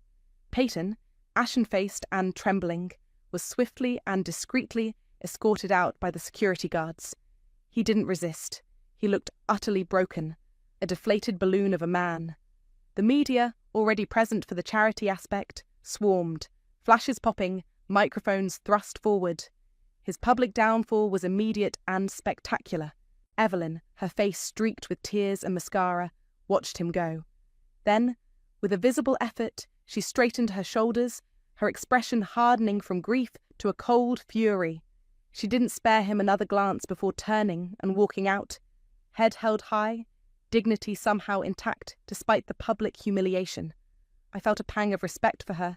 The ballroom was buzzing, a chaotic symphony of shocked chatter and excited speculation. Kyson, looking slightly dazed but ever the professional, quickly tried to regain control, but the main event was clearly over. As I stepped down from the stage, Rhea was there instantly, her eyes shining. "Natalie," she breathed. "That was biblical." She pulled me into a fierce hug. "You did it." "We did it," I corrected, leaning into her support for a moment. The adrenaline was starting to fade, leaving a strange hollowness in its wake. Then a hesitant figure approached. Dan. His face was a wreck of shame and regret. Natalie, God, I don't know what to say." He looked utterly devastated, his eyes red-rimmed. "I am so sorry for everything, for not believing you, for being such a blind idiot." I looked at my brother, the man I'd once been so close to. The years of distance, of unspoken accusations, hung heavy between us. "It took you long enough, Dan," I said, my voice cooler than I intended, but the hurt was still there, a dull ache. "I know," he whispered, his gaze dropping to the floor. "I know, and I don't expect you to forgive me, not right away, but I see it now. I see him, and I see what he did to you, what I let him do by not standing by you." He looked up, his eyes pleading. Can we ever fix this?" "I don't know, Dan," I said honestly. It's going to take time. A lot of time. An apology, even one as heartfelt as this, couldn't erase years of doubt and dismissal. But it was a start. A tiny, fragile seed of the hope. He nodded, understanding, a flicker of relief in his eyes that I hadn't slammed the door completely shut. The days that followed were a whirlwind. Peyton's empire, built on lies and stolen dreams, crumbled with astonishing speed. Business partners deserted him, investors pulled out, and the whispers of legal investigations grew louder. The evidence I'd presented, though anonymized, provided clear leads for authorities and other potential victims.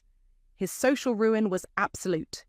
Novatech, on the other hand, saw its stock price soar. The mystery CEO was a mystery no longer, and the story of my resilience, my fight back, captured the public imagination. There was criticism, of course, whispers that my revenge was too public, too ruthless. I didn't deny it. I'd embraced a harder version of myself to see this through, and I wouldn't apologize for it. He'd tried to destroy me. I'd simply held up a mirror to his actions. The satisfaction was undeniable, a profound, almost primal catharsis. Watching him fall, watching the scales finally, decisively tip, it was sweet, but it wasn't a magic wand. The scars were still there, faded perhaps, but a permanent part of my landscape.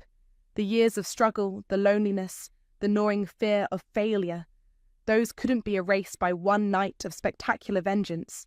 A few weeks later, Ria walked into my office, a mischievous glint in her eye. "Guess what just cleared?" she asked, holding up her tablet.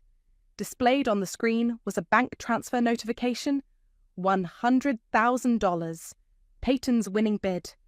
The irony wasn't lost on me. "What are you going to do with it?" she asked, settling into the chair opposite my desk. I leaned back, looking out at the city skyline, a view I'd fought tooth and nail for. The revenge had brought a form of closure, a harsh, undeniable rebalancing. But what now?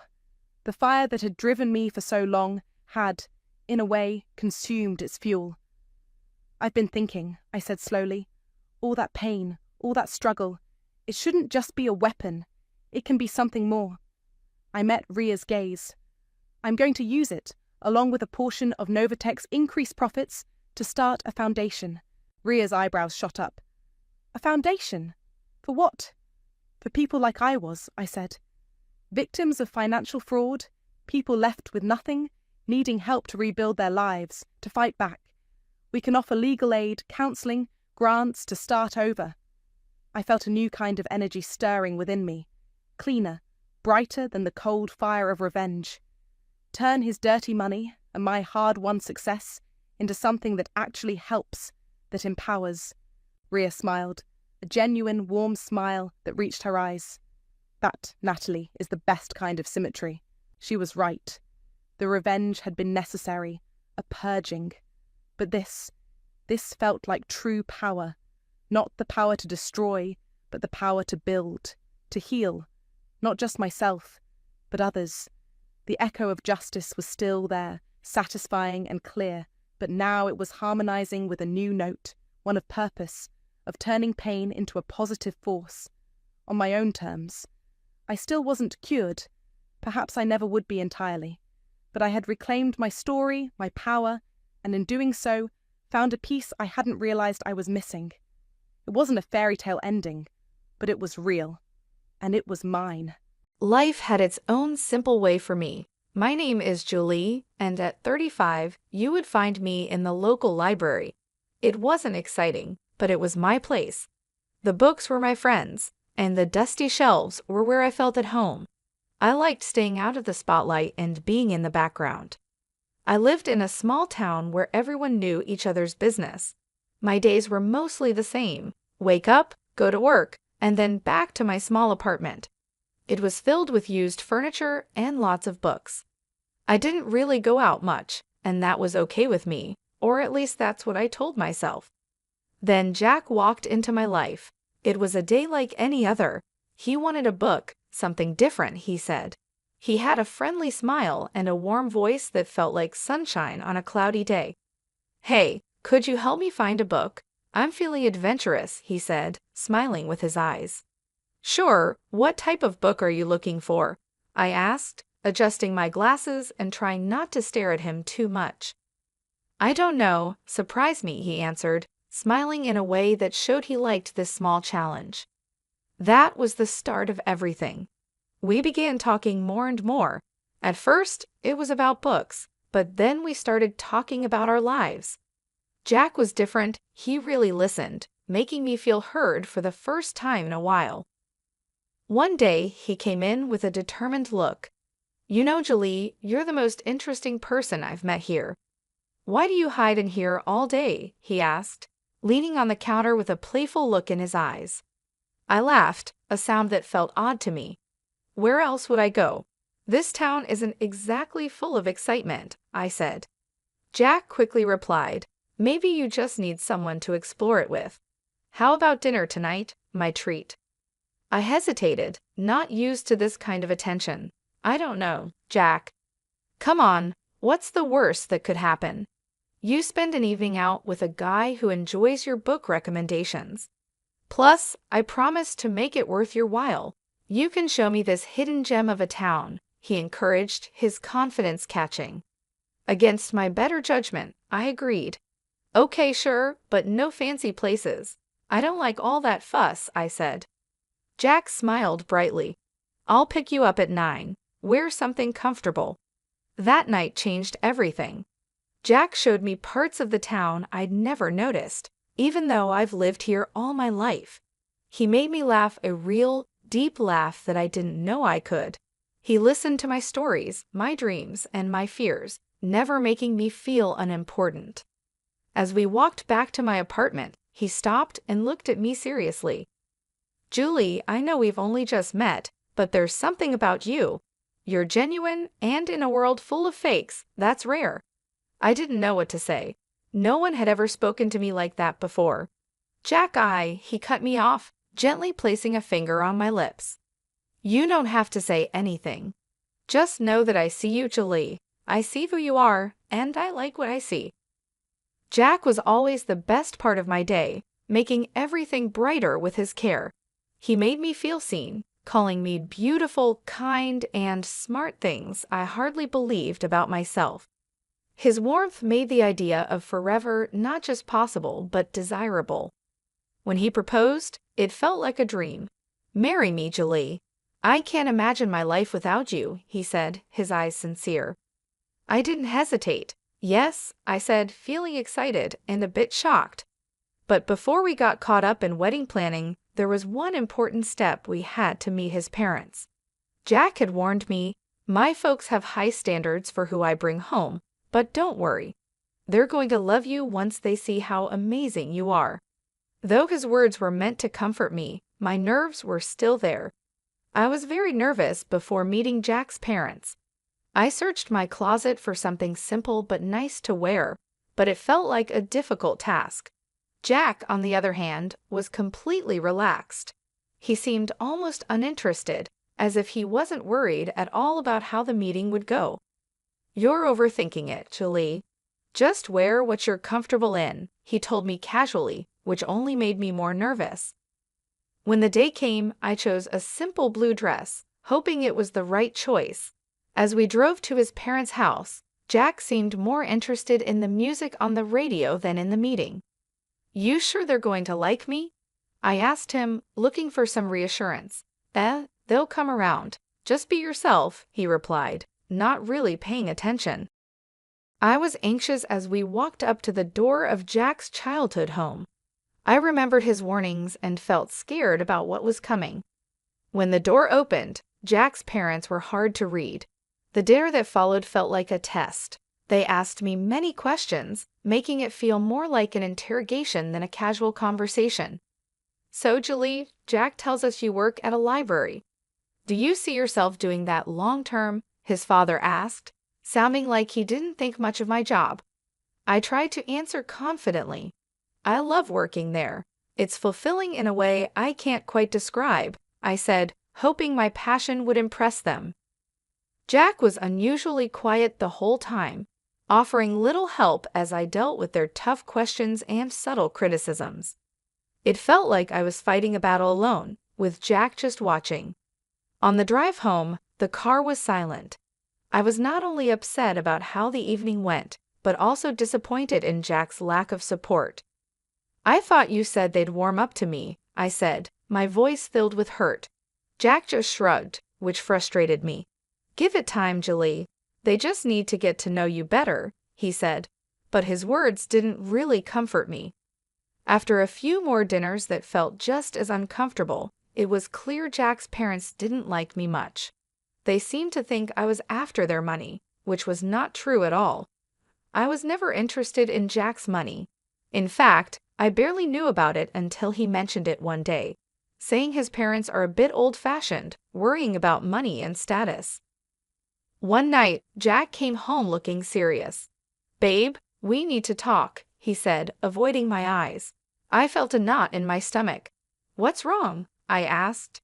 "It's my parents," he started, finally looking at me. "They're insisting we sign a prenup." The word felt strange and bitter. "Jack, you know I don't care about your money, right?" He sighed, running his hands through his hair.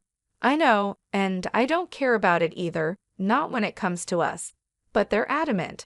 They think it'll protect both of us or something." I was hurt, I won't lie. It felt like they were expecting our relationship to fail. But I loved Jack more than I cared about his parents' approval or some silly agreement. "Fine," I said, sharper than I meant to.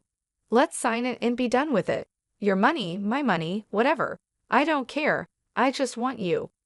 Jack looked relieved, and part of me hated that he felt that way. "Thank you, babe. I hate this as much as you do. It's just a piece of paper. It won't change anything between us." So we signed the thing. Some lawyer his parents knew drew it up, making sure neither of us could touch the other's stuff if things went bad. It felt like signing a declaration of distrust before we even began, but I pushed those thoughts away. I was in love, and love was supposed to conquer all, right?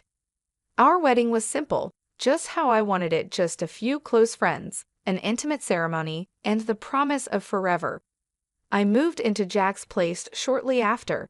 It was a nice house, nothing too fancy, but it felt a world away from my old apartment.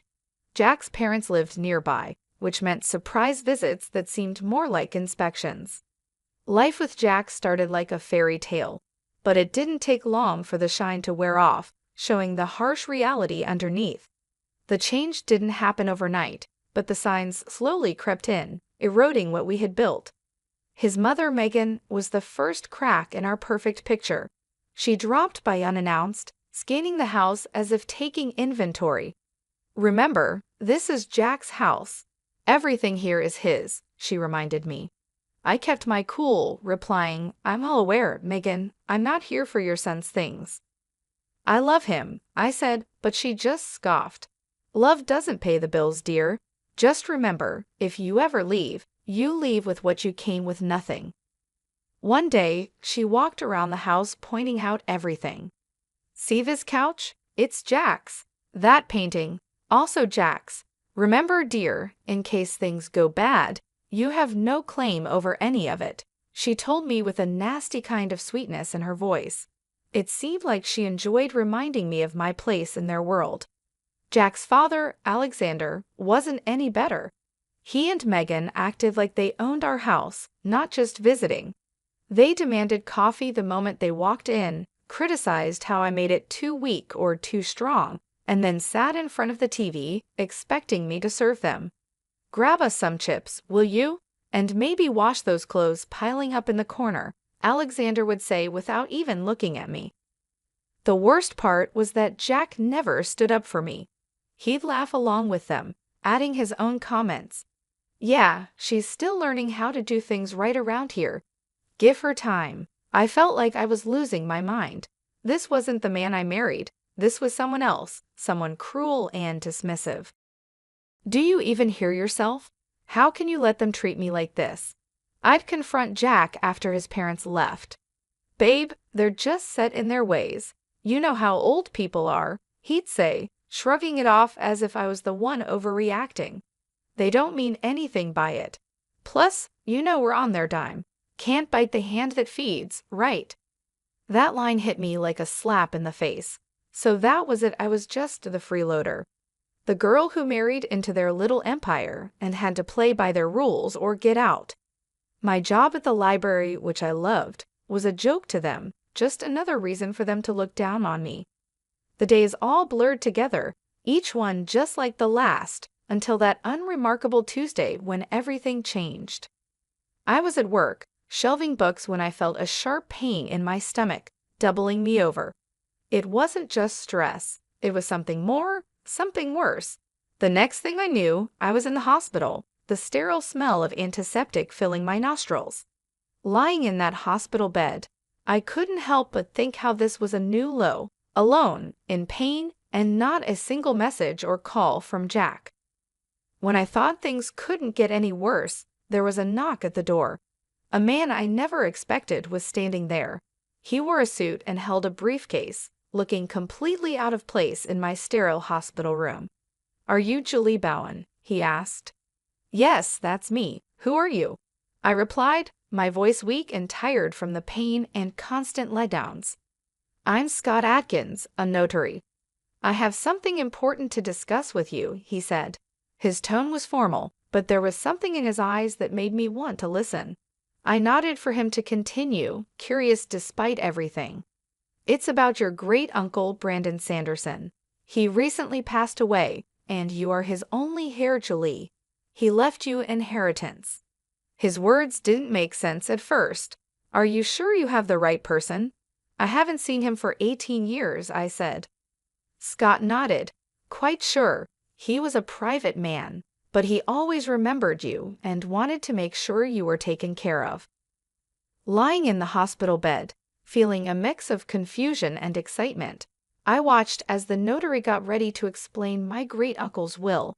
He cleared his throat, opened his briefcase, and spread out the documents in front of him. "Julie, your great-uncle was a wealthy man with fine taste. He left you a significant inheritance. We're not just talking about money here, though there's plenty of that. $40 million, to be exact," Scott began, his voice calm and factual. $40 million? I repeated, my voice cracking. "That's right," he continued, unfazed by my shock. "But there's more. You're also inheriting shares in several large companies. These are not small investments. We're talking about major stakes in some of the most stable and profitable companies out there." My mind raced, trying to grasp the enormity of what he was saying. Owning parts of companies I had only heard about on the news seemed like a fantasy. "And there's property," Scott went on, flipping through the papers. "An old large house in one of the most prestigious areas. It's not just any house, Julie. It's a mansion with history, acres of land, and it's all yours now." I tried to imagine the house, the kind of place I had only seen in movies. It was overwhelming, to say the least. "Don't forget about the antique car," he added with a slight smile, as if expecting my reaction. "A classic, fully restored, and in mint condition. It's a collector's dream." I laughed, feeling like this was all too strange. "An antique car too? What am I going to do with that?" "I barely drive as it is," I said. Scott's smile got bigger. "Well, it's yours to do with as you please. Maybe take it for a spin now and then." He continued, "And then there's the furniture and paintings inside the house. They're genuine antiques, some of them centuries old. Your great-uncle had a taste for fine things." The room seemed to shrink, and the air got heavier as I tried to understand everything he was saying. "So I've inherited a fortune, a company, a mansion, an antique car, and a collection of art and furniture. That's unbelievable. It's all yours, Julie? Your great-uncle wanted to make sure you were well taken care of. It seems he saw something special in you." Special? I felt anything but special, lying in a hospital bed after the worst few months of my life. Yet here I was, suddenly a multimillionaire, trusted with a legacy I didn't even know existed. "Thank you, Mr. Atkins. This is a lot to take in. I don't even know where to start," I admitted, feeling grateful, disbelief, and a huge sense of responsibility. "We'll take it one step at a time," he assured me. I'm here to help you through the whole process. Just then, my phone buzzed. It was Jack calling for the first time in days. Ignoring it, I turned back to Scott. What happens now? We'll need to handle some paperwork, but the inheritance is yours. Your life is about to change, Julie, and change it did. After the unexpected windfall, Jack and his folks seemed to change their attitude. Their daily hospital visits felt like scenes from a cheesy movie. Jack, who hadn't bothered to check on me before, was now constantly by my side, fussing over my blanket with a worried look. "How are you feeling today, love?" he'd ask, his voice dripping with sweetness that didn't reach his eyes. His mother, Megan, was even more over the top, if possible. "Darling, I'm going to cook your favorite lasagna when you get back home. Just you wait," she said, her smile wide but not quite genuine. It was all too much, too sudden. Yet I played along, smiling weakly and thanking them for their care. But suspicion gnawed at me, urging me to look beyond their actions. So one day, after their routine visit, I gathered the strength to slip out of my bed and follow them. My heart pounded with every step as I hid behind a corner. I overheard them as they showed their true colors, not knowing I was listening. Their laughter was loud and harsh. "Can you believe how easy it is? She's terribly naive. She's completely fooled," Jack said, laughing. Megan, always planning, spoke with a sharp tone. "Make sure she has a baby with you, Jack. Once she does, she'll never be able to leave, and then we'll really have control over her and her fortune." Their cruel and cold words didn't shock me. I felt disappointed, yes, but not surprised. They had shown who they really were, and I was done pretending otherwise. Silently, I returned to my hospital bed, their mocking words igniting a determination within me. They saw me only as a way to secure their future, but I was done playing their game. Back at home after being discharged, I felt like a stranger in what was supposed to be my own place. Jack and his parents were there, pretending to be concerned. The air was tense with unspoken expectations. Jack broke the silence with a hint of sweetness, but mostly greed. "Babe, you're home. How are you feeling? We've been so worried about you." Ignoring the knot in my throat, I looked him straight in the eye. "I'm feeling better, thanks, but we need to talk." "All of us," I said, my voice steady despite the chaos inside. Megan, ever the actress, stepped forward, her hands clasped as if praying. "Of course, dear, we're here for you, whatever you need." It was now or never. I took a deep breath and made my intentions clear. "I'm filing for divorce, Jack, and before you ask no, you won't see a dime of my inheritance." The room went silent, the atmosphere drained as if by a vacuum.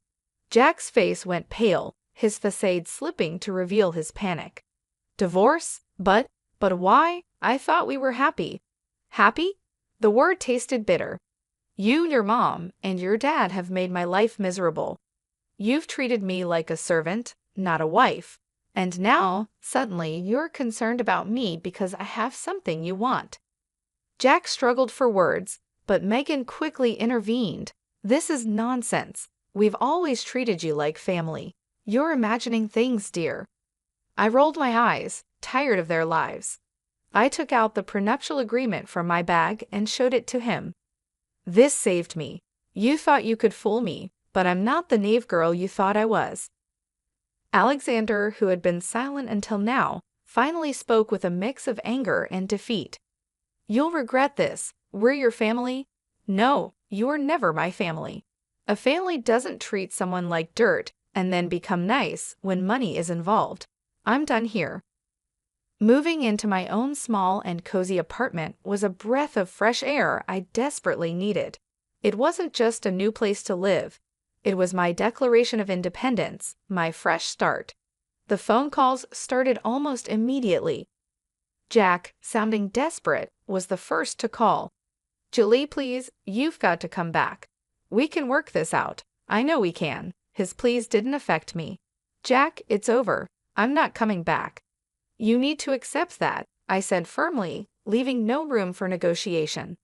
Soon after, Megan called, her voice a toxic mix of anger and guilt-tripping. "Ungrateful, after everything we've done for you.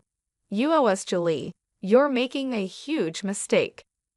"Owe you for what, Megan? For making me feel like a burden? No, I don't owe you anything. Goodbye." Hanging up on her felt like shedding a heavy weight, a final cut from the ties that bound me to a life of misery. The divorce was a relief, a clean break from a past that had threatened to consume me. Through friends, I heard about the fallout between Jack and his parents. Ironically, the prenuptial agreement they had insisted on was now the source of their family strife. With my great-uncle's inheritance securely in my name, I found purpose and generosity. A significant portion went to charities that mattered to me, causes that would make a difference in the world. But it was the bookstore that became my passion project, a cozy haven for lovers of old and rare books. It was my way of reconnecting with the world on my terms. My journey hadn't been easy, fraught with challenges and hard decisions, but standing in my bookstore surrounded by the stories of countless others, I knew I had found my happy ending. It wasn't just about moving on from Jack and his family's manipulation. It was about rediscovering who I was and what I loved. Here's to new beginnings, I toasted to myself one quiet evening after closing up shop.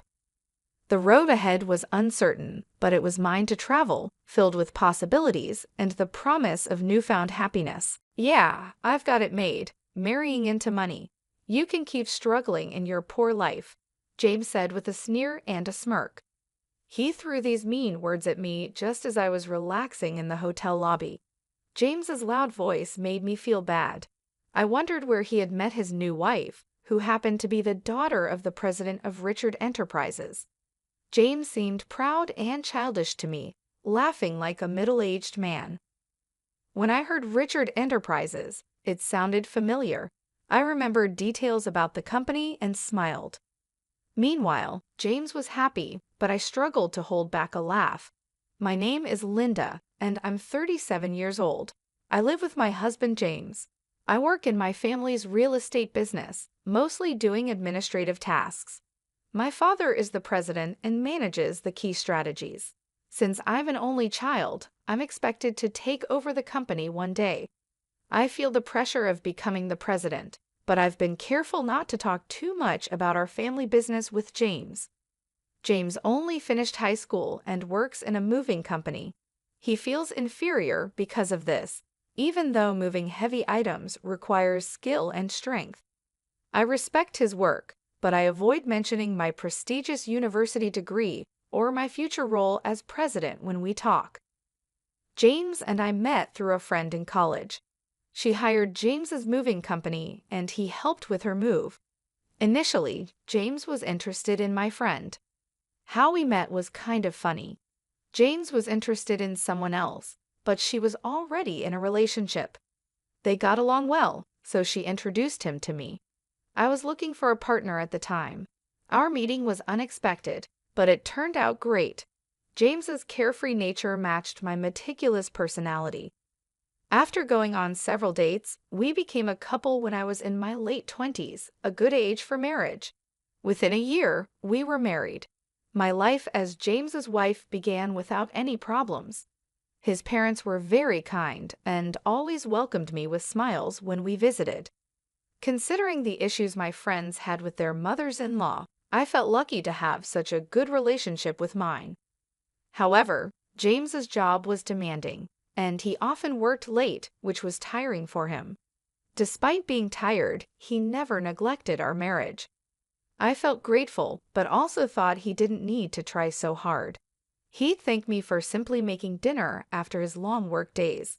I felt blessed to have such a wonderful husband. But after a year of peaceful marriage, things started to change.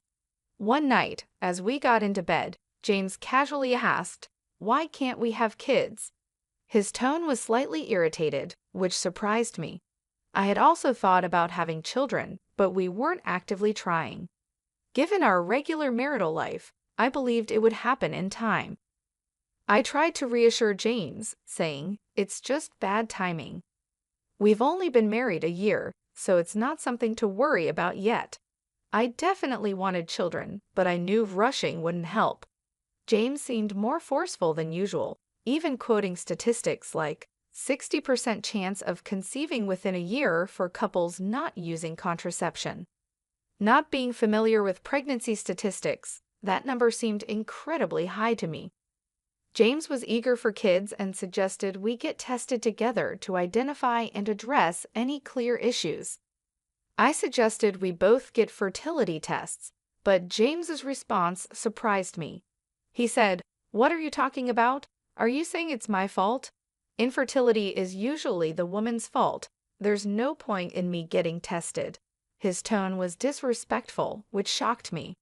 I hadn't accused him of anything. I simply suggested testing since we didn't know where the issue was yet. James assumed I was blaming him and added, "It's definitely the woman's fault," as if I was the problem. I wanted to say more, but I was shaking and could barely reply. James said, "Just you get tested. I'm too busy with work." He insulted me, saying, "You're just a placeholder office lady, right? Just coasting along in a company thanks to your dad's connections." I do a lot of administrative work now, but I'm also learning management skills from my father for when I take over the company. I'm constantly trying to prove myself, and it's tough dealing with the higher-ups. James just doesn't understand my struggles. That night, it seemed pointless to argue with him. Any word I said was met with sharp replies. We went to sleep back to back, and the atmosphere was heavy. From that day, James's attitude towards me completely changed. One evening, after a late talk with my father about the future, I came home to find James berating me for not having dinner ready. I apologized, explaining that I had just gotten home and would start cooking. James muttered, "That's typical of a small company boss's daughter." He didn't know, but my father's real estate company was not small at all, with hundreds of employees. But I knew arguing this point was meaningless. "I'll cook right away. Have a drink and wait," I told James. He loved his alcohol. It seemed to calm him down. Relying on alcohol to maintain our relationship made me sad. I hated being scolded by him. If alcohol could make him feel better even a bit, then it was worth it. The next morning, James's mood hadn't improved. "Make sure dinner's ready when I get home," he spat as he left. I sighed, thinking about my plans for the day. I had taken the day off to visit the gynecologist for fertility testing, as previously mentioned by James. Although I was the one who initially suggested the testing, the fact that only I was undergoing it while James refused was something I found hard to accept. But complaining wouldn't change anything. If the issue was with me, I needed to start infertility treatment promptly. James had been wanting kids, and I too hoped for a child soon. I knew fertility rates differ between the 30s and 40s, so sooner was better for treatment. The clinic was busier than expected, and I was called in for examination an hour after registration. After undergoing a physical examination and blood tests, I was told that the results would be available during my next visit. It would be a shock if the issue was with me, but I was prepared for any necessary steps, no matter the outcome. I resolved not to lose heart. I went for the fertility test today. I told James when he came home from work, Figures. If the problem's with you, testing's the right thing to do. Let me know the results as soon as you get them," he replied. James's belief that I was the cause of our infertility frustrated me. The fertility testing required much time and effort. A bit of understanding from him would have been welcome. 6 years passed, and I turned 37. Though we continued our efforts to conceive, we remained childless, and James seemed to have given up on having a child with me. His late nights increased, and sometimes he didn't come home at all. When asked, he said he was out drinking with colleagues, then singing karaoke till morning. His behavior was more akin to a college student's, deeply exasperating me. My work had become busier, and the thought of starting a family was pushed aside. But James's recent actions were too much. His lack of concern for our home life was clear. One day, after James went out on his day off, I noticed he left his smartphone in the living room. He forgot to take it with him, so I picked it up to take it to his room. His phone rang, showing the name Sandra on the caller ID. Assuming it was a work contact, I answered to inform them that James had forgotten his phone at home. "Hey James, you're late. I've been waiting for 50 minutes. Where are you? If you don't hurry, we'll miss the park opening," said a flirty voice on the phone. The word date made me catch my breath. I quickly ended the call. Who was this woman? She mentioned a date, so she likely wasn't a colleague. He's cheating on me, I realized, holding undeniable proof of James's infidelity. I clenched his phone tightly. Sandra had said it was a long-awaited date, indicating a long-term affair. I trembled with indescribable anger. While I was struggling with infertility, James was carelessly cheating on me. His recent distance now made sense. He no longer needed me. Unforgivable. Determined to make James pay, I started collecting evidence of his infidelity. It wasn't hard to gather proof. First, I easily unlocked his smartphone using his birth date. The call history was filled with Sandra's name. When I opened the messaging app, I found numerous messages between James and Sandra, filled with embarrassingly affectionate words that made me feel nauseated. I took photos of this evidence with my phone. After placing James's phone back in his room, I spent the day as if nothing happened. After a month of a strange marriage, my father, the company president, summoned me to his office. "I have something important to discuss with you," he said gravely. Shocked by his words, I couldn't believe what I heard. "Is that true?" I asked. "Yes, so I'm counting on you," he replied. Disturbed, I returned to my office, barely concentrating on work. That evening, James suggested we separate. Having found evidence of his affair, I had been contemplating when to bring up divorce, but him initiating it saved me the hassle. "Yes, let's divorce," I said. James seemed surprised. Perhaps he was happy about being able to be with his mistress, a woman named Sandra. His face was filled with an unmistakable joy that I found irritating. Despite my irritation with James's expression, I signed the divorce papers he offered. "I can file these tomorrow." "I'll be leaving this house," he said. "Okay, are you sure about the mortgage?" I asked casually. "Oh yes, I'm fine," James replied. James's job was demanding but not high-paying. I doubted he could handle the mortgage alone. But since he initiated the divorce and was the one cheating, I felt no obligation to help. I packed and left the house 3 days later, moving back to my parents' house nearby. My parents initially seemed concerned when I told them about my divorce, but when I explained that James had cheated on me, they became furious. They repeatedly reassured me that it was the right decision to part ways with such a man. I threw myself into work, trying to forget about James. Before I realized it, a year had flown by. I was so engrossed in my work that I lost sight of everything else. One day, while relaxing in the living room, my dad approached me. "Why don't you take a break and go on a trip? It's going to get busy starting next month," he said. I guess he thought I'd been working too hard and needed a distraction. Indeed, I had been overwhelmed with various things lately and felt mentally exhausted. Thinking a little trip wouldn't hurt, I took up Dad's suggestion and decided to travel to the Northeast. It was my first solo trip, and I was both nervous and excited. The air in the Northeast was crisp and seemed to cleanse my weary soul.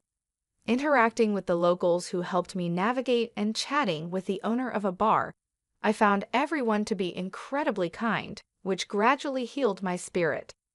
I had booked a hotel in Portland, the most famous and largest around here, thinking, why not enjoy the trip to the fullest? After checking in, I relaxed in the lobby with a welcome drink. The fatigue from the journey seemed to melt away. Feeling utterly comfortable, I jokingly considered moving to Portland. A familiar voice called out, "Hey, what are you doing here?"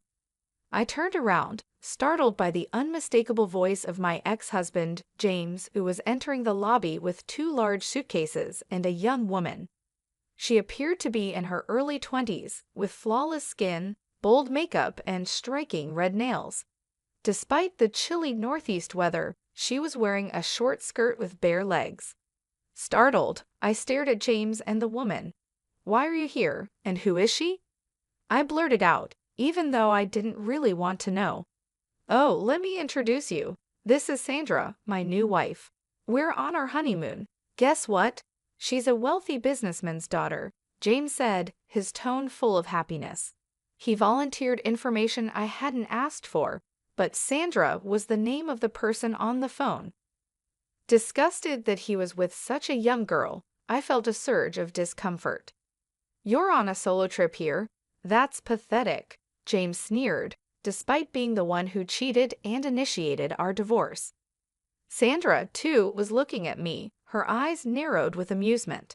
"Hey, James, is this your ex-wife? She looks old." "Hurry up with the check-in," she said in a catty tone. I glared at Sandra and James, nonchalantly wrapping an arm around her waist, responded, "Yeah, I'm set for life, marrying into money. You can keep struggling in your poor life." James smirked condescendingly, throwing demeaning words my way. His high-pitched voice echoed through the hotel lobby, disrupting the elegant atmosphere I was enjoying and leaving me feeling upset. But his mention of marrying a businessman's daughter made me wonder where he had met someone like that. "Yeah, Sandra is the daughter of Richard Enterprises," James proudly exclaimed. I thought it sounded familiar somehow. "Oh, right, that company," I said after a moment, recalling what Richard Enterprises was. James's face lit up with pride. "Impressive, huh?" he explained. But inside, I was holding back laughter. "Come on, you know this company. Her family's loaded, and they even paid off the mortgage on that house quickly." "Thanks for divorcing me so easily, Linda," James said sarcastically, but it didn't bother me at all. "Yeah, I know them. They're in the biggest building downtown, right? I've seen it and even been there," I replied calmly. "Oh, you've been there?" James seemed surprised. "It's quick then. Her family owns a huge company, so they're loaded." "Breaking up with you was the right choice," James smirked nastily, but I simply nodded, still calm. "That building, it's part of our real estate holdings," I mentioned casually, as if I just remembered. James and Sandra both asked in unison, "What do you mean by our real estate?" "That building is rented by my father for his most prestigious office. I don't know if your company is involved in real estate, but it's not a shabby building," I explained. Both seemed skeptical of my words. I hesitated for a moment, but there was no turning back now.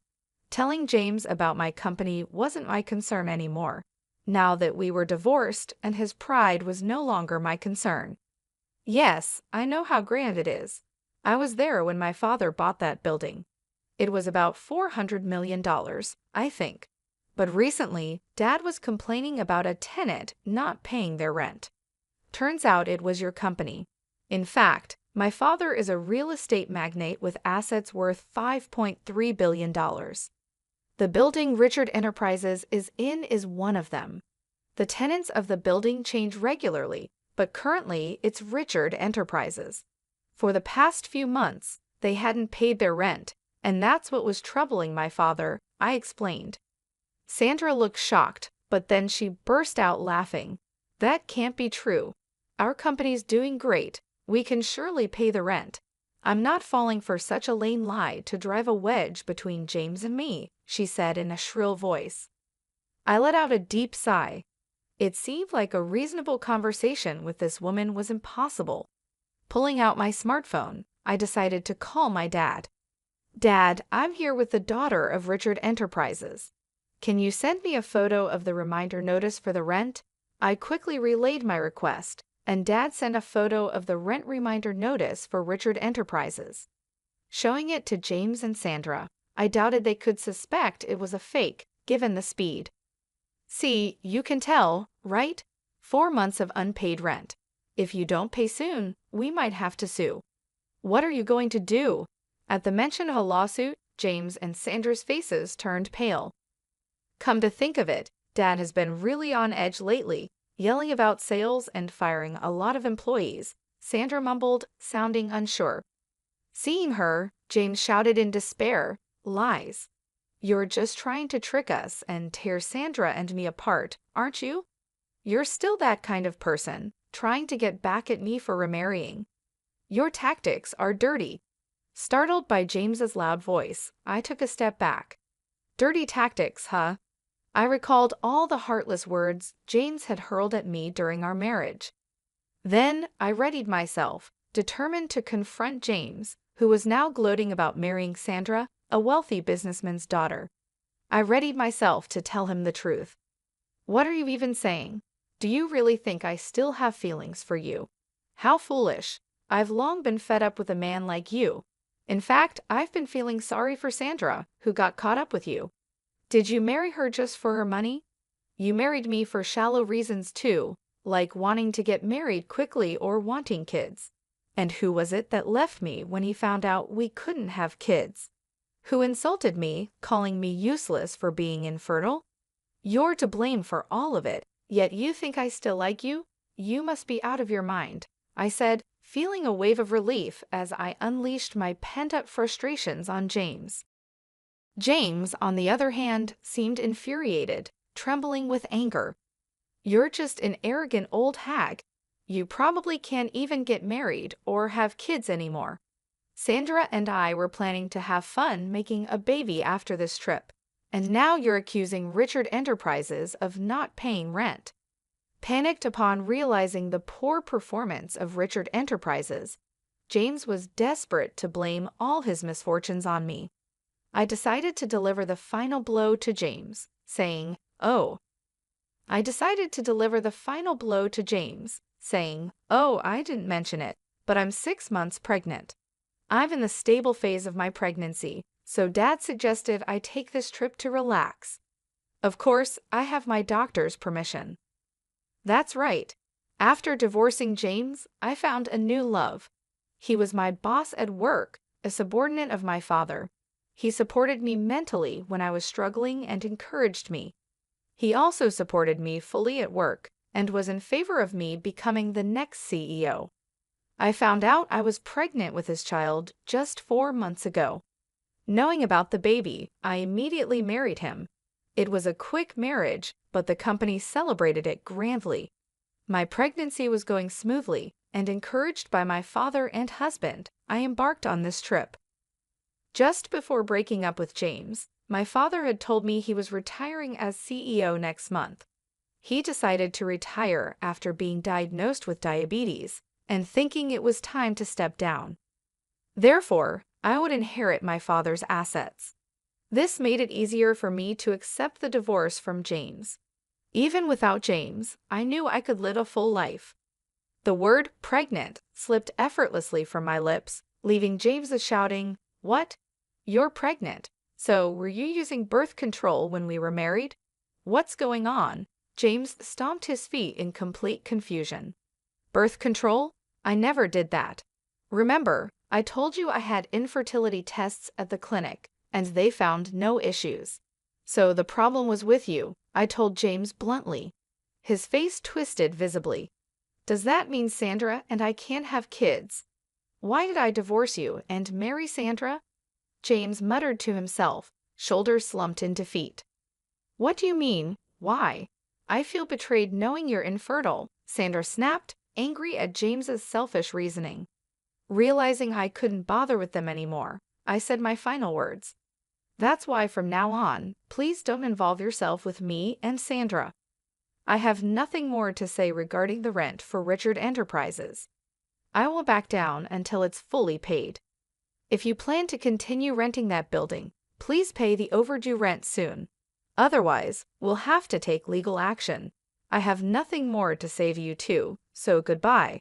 I left James and Sandra arguing and confidently walked back to my hotel room. After returning from my trip, my husband greeted me with a smile, saying, "Welcome back. Sorry I couldn't help around the house. Was everything okay?"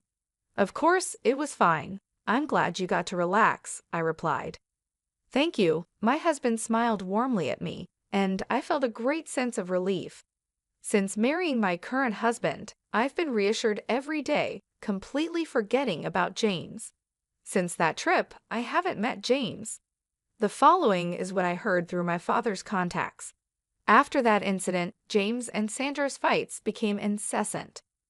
Despite thinking he was marrying a wealthy heiress, James discovered Richard Enterprises was in deep debt. Coincidentally, news was all over TV about a Richard Enterprises employee embezzling millions of dollars from clients. Sandra's father knew about the fraud, but tried to cover it up for the company's reputation. However, once the scandal became public, Richard Enterprises' stock plummeted. Having lost its credibility, the company saw a mass exodus of employees. In such a state, they couldn't possibly pay the rent, so my father was taking legal action against Richard Enterprises. The future of the company looked bleak, as it was entirely Richard Enterprises' fault. James, having lost a fortune he thought was within his grasp, was furiously blaming everyone but himself. Thinking he could ride on the coattails of a wealthy heiress was overly optimistic of James. Sandra, realizing James was infertile, accused him of marriage fraud. After our hotel encounter, I had a lawyer demand compensation from James for his infidelity, leaving both him and Sandra in debt. I heard that James and Sandra ended up arguing every time they saw each other, and they finally got divorced recently. Then, unbelievably, James called me after divorcing Sandra. "Linda, please marry me again. I have debts other than the alimony." Sandra made me buy everything she wanted and then left without paying a dime. "You're the only one I can rely on. I'll do anything for you. Please forgive me." James's pleas sounded like a beggar, so pitiful that they almost made me sick. His unchanged attitude of marrying for money was just appalling. "No, I have no desire to be involved with you ever again. I'm going to be happy with my husband and our child, so please don't contact me again. Goodbye," I said calmly, and then immediately had his phone number blocked. That should stop any more absurd calls from James. Having lost his wife and money, James will likely live a lonely life now. Given his infertility, remarriage might be difficult for him. Moreover, it's hard to imagine someone falling for a person like James, who mocks others so readily. All I could think was that he should at least try to repay his debts. I thought about it as if it were someone else's problem. As for me, I'm looking forward to my life with my husband and our soon-to-arrive baby. Both my work and personal life are more fulfilling than ever, and I'm savoring this unparalleled happiness. My name is Sharon, and by profession, I am an architect. However, on this significant day, I found myself taking on the role of a bride, eagerly making my way down the aisle. I had put my heart and soul into organizing every aspect of our wedding, from the choice of flowers to the playlist that would provide our soundtrack for the evening. I envisioned our special day as if it were lifted from the pages of a romance novel, a testament to the power of love. Standing at the altar was Peter, my soon-to-be husband who works as an engineer. His approach to life is pragmatic and direct, perfectly balancing my creative instincts. I always felt that we were a great match, enhancing each other's strengths. The excitement of beginning a new chapter with him filled me with joy. However, as our gazes met, I couldn't help but notice a distant, burdened look in his eyes. I attributed it to wedding day jitters. Little did I know, I was mistaken. As I walked closer, I overheard Peter's mother, Julie, whispering to someone next to her. Her scrutinizing look made me uneasy, but she managed a strained smile and told me I looked beautiful, though her eyes told a different story. The ceremony moved forward, and when it was time for Peter to speak his vows, there was a heart-stopping pause before he managed to say, "I do." His voice lacked the warmth I had come to associate with his affection for me. During the ring exchange, Julie made it a point to take a photo, loudly stating the importance of capturing the moment. Her words, though seemingly innocent, felt more like a veiled warning than a celebration of our commitment. At the reception, Julie found me mingling with some college friends and commented on my wedding dress with a thinly veiled critique, praising its beauty yet highlighting its non-traditional nature. I responded with a light-hearted remark about celebrating love in our unique way. Before the conversation could go further, Peter stepped in, asking his mother to give us space. For a moment, I thought he was defending our choices, but his comment hinted at resignation rather than support. His words felt out of place on a day that was meant to be filled with nothing but happiness. I scanned the crowd, hoping to lock eyes with someone who might confirm that what I was experiencing was just typical wedding day chaos. Yet deep inside, I knew better. There was a palpable tension, an undeniable sense that something fundamental was amiss, and the red flags were too prominent to overlook any longer. As Peter and I stepped onto the dance floor for our first dance, the distance between us was more than just physical. Our movements were in sync, but emotionally, we were worlds apart. The song, intended as a celebration of our union, felt more like a cruel joke. When the music faded, Peter's attempt at reassurance only emphasized the void between us. "So, Mrs. Sharon, ready for forever?" he asked. The irony of his question weighed heavily on me. I wanted to voice my doubts, to question if all our tomorrows would be shadowed by the unease of today. Instead, I masked my concerns with a tentative affirmation, hoping against hope that the gloom would dissipate, and that this rocky beginning was not a foretaste of what was to come. I was unaware that this day would merely serve as the overture to a challenging period that would test not only the resilience of our marriage, but the essence of my identity. As we celebrated our union, the festive toasts felt hollow, overshadowed by a sense of loss. The journey back to my home, a charming 3-bedroom house that stood as a testament to my hard work and independence, marked the beginning of our shared life. This home was meant to be our haven, the foundation for our future together. Yet, it soon became the backdrop for a series of confrontations that felt more like an invasion than the start of marital bliss. Julie, living a mere quarter of an hour away, took to visiting uninvited with unsettling frequency. Her criticisms were relentless, targeting everything from my culinary skills to the decor of our home.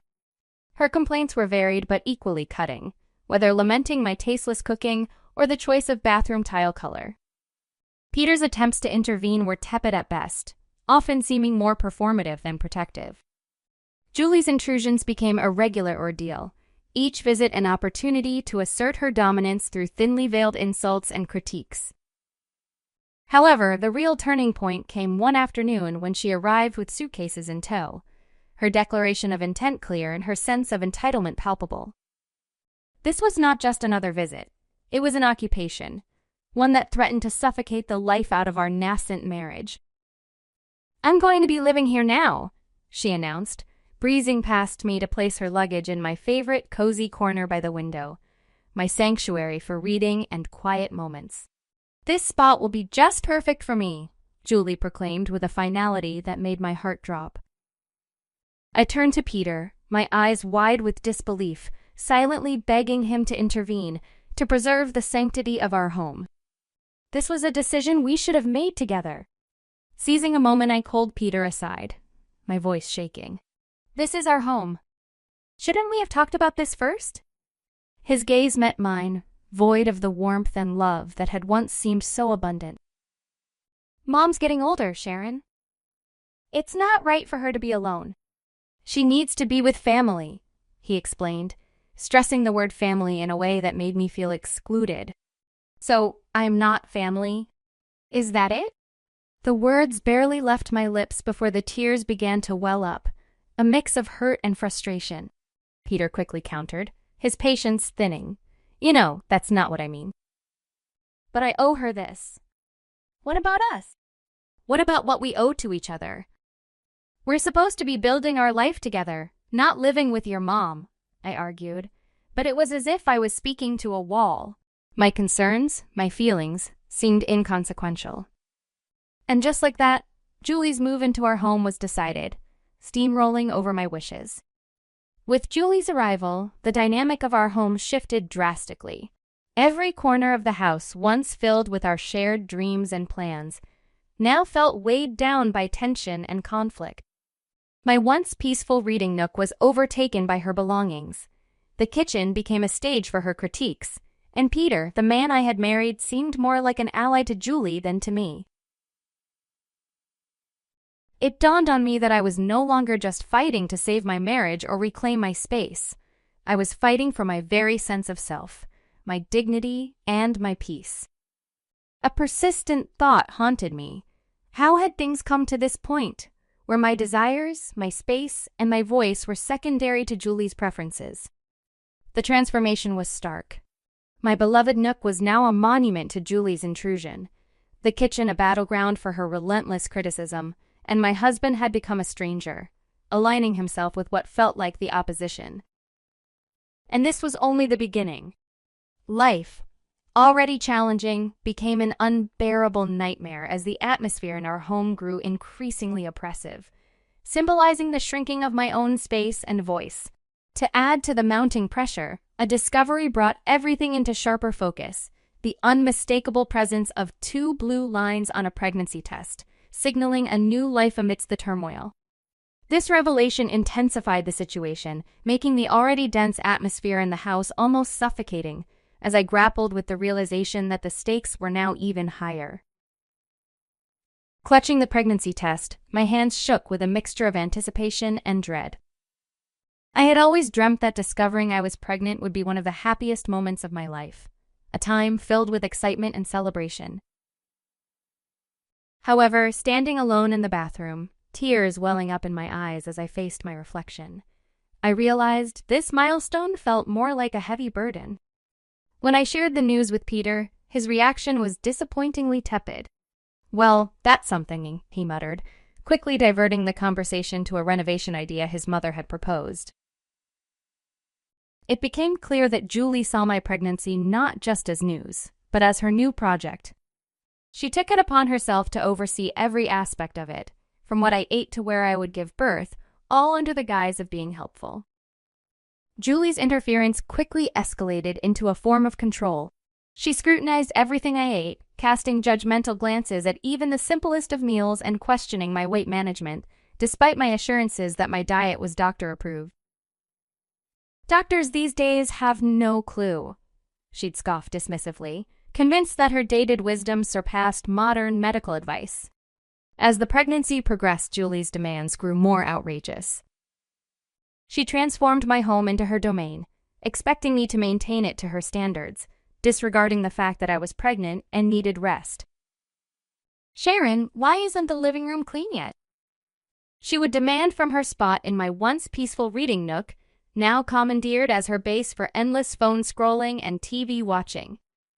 My protests of fatigue fell on deaf ears, with Julie insisting that pregnancy was no excuse for laziness. Peter's silence throughout these exchanges only added to the strain. His lack of support became painfully obvious, especially during a dinner that erupted into an argument over baby names. Julie's harsh criticism of my chosen name was the last straw. "Enough, Julie. This is my child, and I will decide how to raise them," I countered, my patience exhausted. Her reaction was one of indignation, as if my asserting some control over my own life was a personal affront. Peter's attempt at peacemaking, siding with his mother and labeling me as emotional, only deepened the chasm between us. I was left feeling more isolated than ever, trapped in a home that had become a battleground, where my voice seemed to matter less and less. This wasn't just about choosing a baby name anymore. It was about reclaiming my autonomy, my dignity, and the sense of belonging that had been systematically eroded by Julie's overbearing presence. Gazing into the reflection of my once shiny wedding ring, I hardly recognized the woman looking back at me. A woman who was gradually losing everything she held dear: her sanctuary, her self-respect, and most heartbreakingly, her determination to stand up for herself.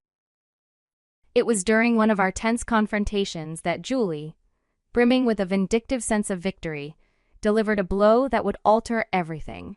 She coldly suggested that perhaps I didn't belong in their family if I couldn't navigate a simple family disagreement.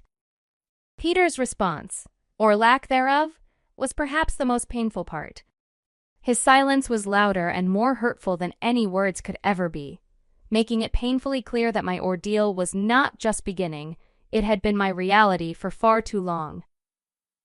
My days turned into a blur, moving through a house that no longer felt like mine, clinging to the only beacon of hope I had left the life growing inside me. Yet even this small comfort felt under siege in the toxic environment I found myself in. The breaking point came one frigid evening during yet another excruciating family dinner. Despite my efforts to prepare a flawless meal, Julie's criticisms were relentless, attacking everything from the food seasoning to its preparation. Her words felt like physical blows, each comment a strike against my already wavering confidence. But it was her next jab that cut the deepest, questioning my capability as a mother based on my supposed inadequacy in managing household chores. Peter's agreement with her was the final blow, pushing me over the edge. Fueled by a mix of anger, accumulated resentment, and sheer desperation, I found my voice. Step it up? I've been carrying our child, taking care of our home, and enduring endless criticism from your mother.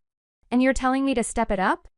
The shock on their faces said it all, but I was past caring.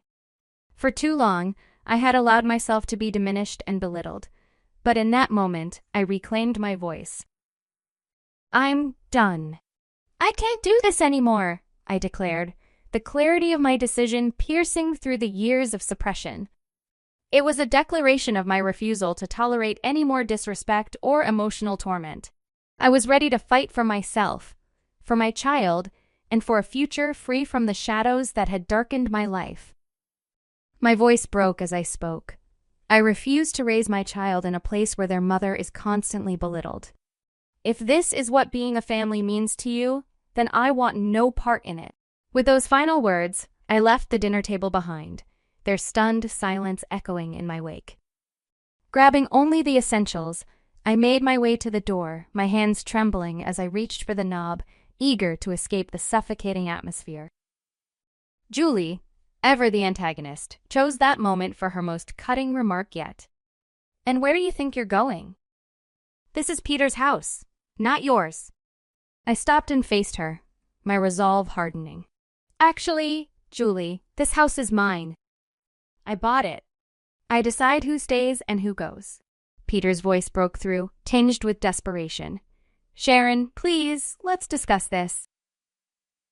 But I was beyond negotiation. There's nothing left to discuss, I replied, my tears a testament to the pain of my decision. Stepping out into the cold night felt like stepping into a new chapter of my life, one filled with uncertainty, but also a sense of liberation. The door closing behind me signified the end of a tumultuous saga, a final farewell to a life I could no longer bear. I walked away, each step a mixture of pain and determination, propelled by the need to reclaim my autonomy. The journey to my parents' home was a blur of cold, fatigue, and heartache. Just a short distance from my haven, a misstep caused me to stumble and fall, the physical pain a mere echo of my inner turmoil. Yet this fall did not deter me. It only strengthened my resolve. Reaching my parents' doorstep, the concern in their eyes mirrored the gravity of my situation. As they ushered me to the hospital, I realized that this moment of vulnerability marked not just an end, but a beginning. Lying in the hospital bed with the reality of my circumstances setting in, I understood that returning to my previous life was not an option. This breaking point was a crucial step towards reclaiming the life and dignity that had been eroded away, a painful yet essential transition towards healing and independence. The clarity that comes with such moments is profound, revealing the path forward, away from the shadows of the past towards a future of my own making. Caught in a whirlwind of emotions, I stood surrounded by the comforting yet worried presence of my parents. Their concern was palpable, a silent testament to their fears about the true state of my marriage, now unmistakably revealed in its troubled depth. Breaking the heavy silence, my mom voiced her concern, her words heavy with the weight of the unfolding reality. Sharon, love, what's your plan now? Unsure but resolute, I replied. I'm not sure, Mom.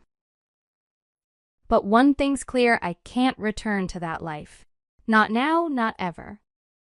My declaration, more confident than I anticipated, seemed to echo my newfound determination. My father, who'd been pacing anxiously, paused to reassure me, emphasizing that their support was unwavering regardless of my choice.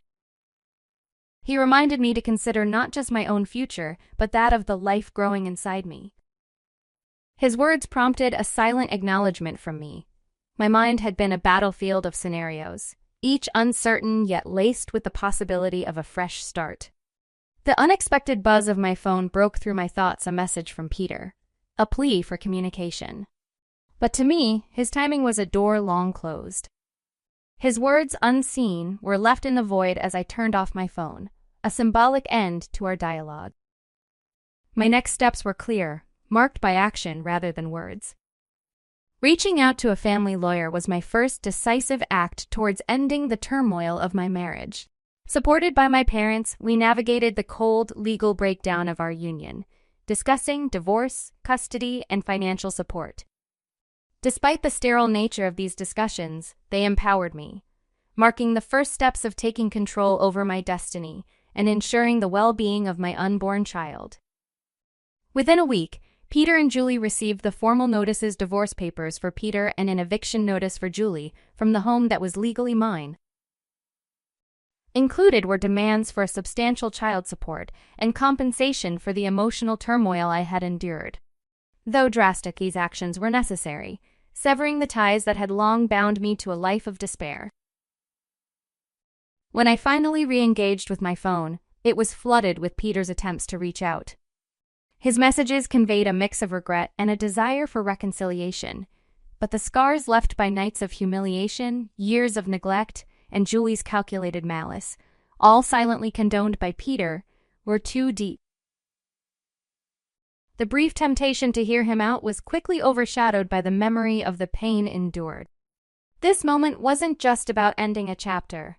It was about reclaiming my story, one where the shadows of the past no longer dictated the brightness of my future. The love I once felt for him had been completely overshadowed by the sorrow of our failed marriage. I took decisive steps to move on, deleting messages, removing his contact information, and blocking him across all social media. To me, Peter had become just a part of my history, a distressing chapter I was more than ready to conclude. Despite knowing the road ahead would be fraught with its own obstacles, divorce is complicated. Even more so with a child on the way, I was finally navigating my own life's direction, stepping out from the shadow that had enveloped me towards a future filled with hope. The day of the court proceedings, the room was filled with that distinct, sterile chill characteristic of spaces where fates are decided. My lawyer sat beside me, her posture exuding assurance, while my parents offered silent, steady support from behind. Across the aisle, Peter appeared lost, the reality of the situation dawning on him, while Julie's expression was one of shock and defiance. As the session began, the judge walked in, prompting everyone to rise. The process that followed was a flurry of legal jargon, with accusations and evidence laid bare. It was as if Julie and Peter were seeing their actions for the first time, not just through the legal lens, but mine as well. When it came to Julie's turn to speak, her usual confidence was absent. She attempted to justify her actions as concern for her son's welfare, but her explanation fell flat, especially under the judge's skeptical gaze. Judge Nina R. Morrison's verdict was clear and firm. I was granted a full divorce and sole custody of our unborn child. Peter was ordered to provide child support, and Julie, faced with a hefty fine for her emotional abuse and harassment, was visibly shaken. As the judge's gavel fell, a sense of liberation washed over me, though it was not without a tinge of sadness. My marriage had concluded not with dramatic confrontations, but through the quiet shuffling of papers and the firm voice of justice. This chapter of my life was closed, paving the way for a new beginning, free from the chains of the past. Gaining my freedom came at a price I'd never envisioned on the day I pledged my vows. As we exited the courtroom, Peter approached with a bewildered look, expressing his sorrow and disbelief at how our lives had unraveled. Looking into his eyes, I no longer saw my future, but rather a profound emptiness where love once resided. I never imagined this would be our end, Peter. But apologies can't undo what's been done. I told him, decisively turning away to leave the past behind. Julie sought my gaze, possibly hoping for a sign of forgiveness or recognition, but I couldn't afford her that closure. She had taken too much from me, and I refused to let her see how deeply she had affected my life. Stepping outside, the world seemed to embrace me anew, with the sun shining brighter and colors more vivid. It felt like I was viewing life with a fresh perspective, one not dimmed by the shadows of turmoil. My mother's embrace and words of pride brought tears to my eyes. "You're truly free now, Sharon," she said, her emotion evident. "I couldn't have faced this without you and Dad," I responded, feeling an immense gratitude for their unwavering support. That evening, in the solitude of my home now solely mine, I felt a deep tranquility. Alone, yet far from lonely, for the first time in a long stretch, I was free to live by my own standards. The path ahead as a single mother seemed daunting, yet as I felt my unborn child's subtle movements, confidence washed over me. We would manage, I was sure of it. The ordeal I had endured led me to this moment of self-discovery. While it left scars, they marked a tale of resilience, not defeat. Facing the future, I was not just compelled by circumstance, but driven by choice. This distinction filled me with a profound sense of empowerment. Ready for what lay ahead, not out of necessity, but from a place of deliberate decision, I knew this was the start of a meaningful new chapter. When I asked why he had made a family card for his in-laws, James laughed and said, "Because they're my family. Of course, they should have a family card, right? Got a problem with that." He added, "If you knew who took you in when you were all alone, you wouldn't say such things, would you?" I was surprised by his bold tone, which was new to me. Was James always like this? He continued, "If you're thankful, you should do more for my family. Then I'll consider you part of the family. Until then, you're on a trial period." I had never heard of a trial period in marriage. James went on, "See, I was quiet. In other words, you're not fully part of the family yet. If you don't like it, you can leave any time. For now, our family is just the 6 of us." I was shocked. After that, I immediately canceled all our joint credit cards and moved out. My name is Olivia Cook, 30 years old. I'm a freelance illustrator. I used to work as a designer for a big advertising agency, but started on my own 5 years ago when I got married. Now I work from home. My parents died in an accident when I was young. I was raised by my maternal grandparents, but moved back to my parents' apartment near the city center for college. I've been living there ever since. I met my husband James at an Italian restaurant where he worked. It was a nice place with reasonable prices and good food, so my colleagues and I often went there. That's when James, the handsome waiter, became a topic of conversation. Indeed, he was good-looking. The manager once joked that a lot of the regulars came just to see James, and I could see why. I won't deny that. I became one of James's fans because I thought he was really cool. He really stood out. For some reason, we quickly became closer and soon, people were calling us a couple. Surprisingly, we ended up getting married. I don't remember much about that time. It's almost like I was in a daze. When I snapped out of it, I was married to a man I was calling my husband. But I loved James then and was happy when we got married. I quit my job as a designer at the company and started working independently. It was a friendly departure, and I continued the same kind of work, but on my own. James kept his job at the Italian restaurant, working different hours, sometimes late into the night. It became hard to work as usual, and I had always wanted to work independently, so I decided to go for it. "It's a good idea, Olivia. It'll be easier for you, and it's great to keep doing what you love." James supported my decision. That's how our life as newlyweds began. We both didn't care for flashy things, so we decided not to have a wedding ceremony and just officially registered our marriage. We met each other's families briefly, and that was it. James went to work, and I worked from home and did the household chores. Our schedules were irregular, but we kept in touch and waited to have meals together when we were both homes. It was a happy, simple life, and I thought, marriage is nice. But about a year after we got married, everything fell apart. My family wants to come over. Is that okay? James asked one day. Of course, I said it was fine. I had only met and briefly talked to James's family at our initial meeting, so I thought this was a good chance to get to know them better. Having lost my parents at a young age, I always admired James's large family. But when his family of 5 arrived, I was left speechless. Hey, which room is mine? His sister asked as soon as she walked into our house. James's sister, who is 35 years old and 3 years older than both James and me, worked at a local supermarket. I was shocked by her rude behavior, so different from the polite greeting she gave me when we first met.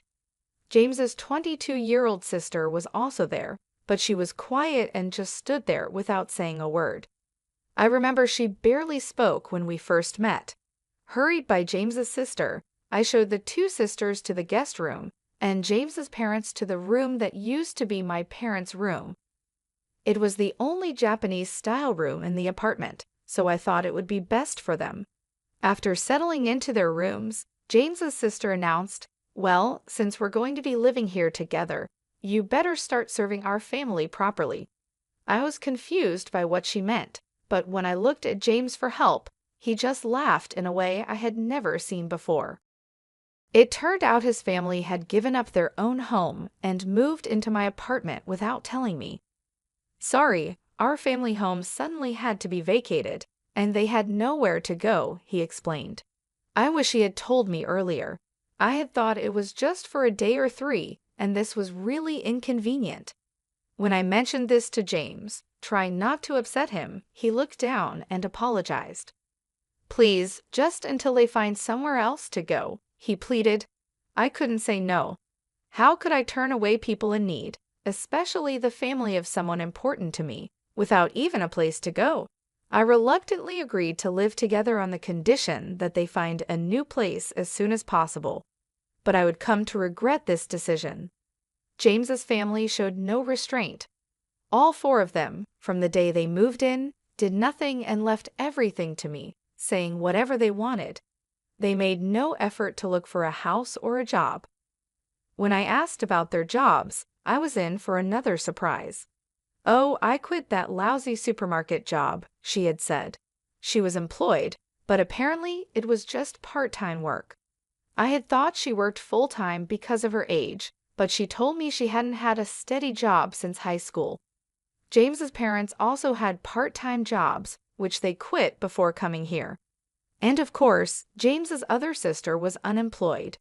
She had claimed she was a student, but that was not true. "Why should I work when I've become part of a wealthy family?" she asked. When I asked who she was talking about, I got another shocking reply. "You, of course. You got a big settlement and insurance money from your parents' accident, and you don't even have a mortgage on this apartment. You can live without working," James's sister said, laughing. I complained to James when he got home, but he yelled in a way I had never seen before. "Everyone's tired from suddenly having to leave their home. Let them rest for a while. Or do you want to kick out my family, Olivia?" Stunned, I froze. Then James suddenly softened his tone. "Sorry for yelling. I'm having a tough day too. Can you just be a little more patient?" Looking back, James was skilled at manipulating situations with a mix of kindness and harshness. But at that moment, I didn't see it and agreed to endure a bit longer. The tyranny of James's family got worse. They treated me like a servant at home and demanded money when going out. "We can't job hunt without a penny, can we? It's fine, but if we can't find work, we'll just keep living here," they said. I reluctantly gave them some money, which they claimed to have spent without finding jobs. They probably never looked for work, but if I said that, they would accuse me of lying without proof, and James's whole family would blame me for hours. Telling James didn't solve the problem. Everyone's frustrated about not finding jobs. "Sorry, just bear with it a little longer." "I'll talk to them," James said, trying to smooth things over. But as time went on, I felt like saying anything was pointless. However, the frequency of them asking for money gradually decreased, perhaps because James said something, so the issue seemed to resolve itself. Of course, the money I had given them was never returned. Then, after about 2 months of living this way, I noticed something alarming. Why is the credit card bill so high? Could it be unauthorized use? When I quickly checked the credit card statement, all the charges were made with family credit cards. The purchases included food, drinks, books, games, and even expensive brand bags and clothes. Each item was labeled with a number from 1 to 6, showing that 6 family credit cards had been issued. These credit cards were in my name, with James using the family cards. It seems like you'd be better at handling this, and it's more convenient to consolidate payments, right? Can I leave it to you? He had said, and I ended up managing them. But it turned out these family cards had been issued without me knowing. James's family stopped asking for money because they could now make credit card payments and cash withdrawals. When I confronted James about why he made family cards for his in-laws without asking me, he laughed and said, "Well, you complain when they say they have no money, so what choice do I have? Besides, you know who took you in when you were all alone, right? Can you really say such things to the important family of your benefactor?" I was stunned into silence by his bold tone, unlike anything I had heard before. Was James always like this? "If you're grateful, you should serve my family more. Then I'll acknowledge you as family too. Until then, consider it like you're on a trial period," he continued. I had never heard of a trial period in marriage. Seeing my silence, James pressed further. "This means you're not yet an official family member. If you don't like it, you can leave anytime. Right now, it's just the 5 of us in our family. Useless parasites, get out." That's when I realized James's true nature. I felt as if all the blood had drained from my body. Shocked, I considered divorcing James. In fact, I began to wonder why I had married James in the first place. Initially, I just thought he was a handsome guy, like the other girls. I was just excited about him being handsome, without any particular reason. Then one time, when I went to the restroom, James approached me. "You seem different from other people, Olivia. I don't know, kind of mystical." Sorry, it's not something I should say to a customer. I was surprised but kept listening, and I gradually started to pay more attention to James.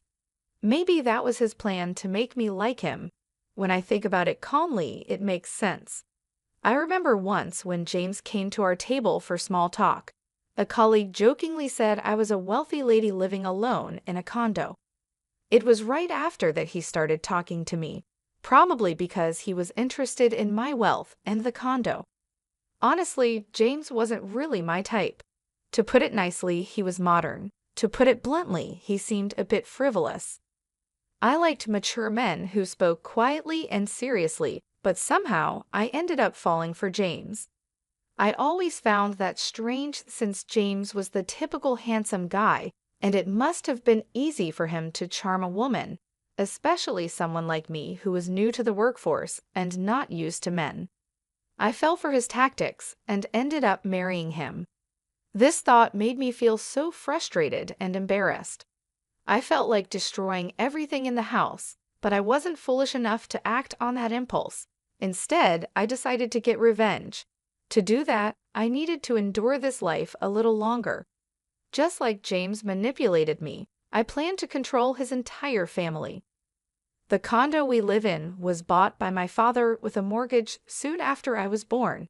It wasn't very expensive back then, but the area developed rapidly with a new shopping center nearby, and now it's considered a luxury condo. My parents, hoping for more children, bought a spacious condo. That's why there's enough room, even with James's family moving in.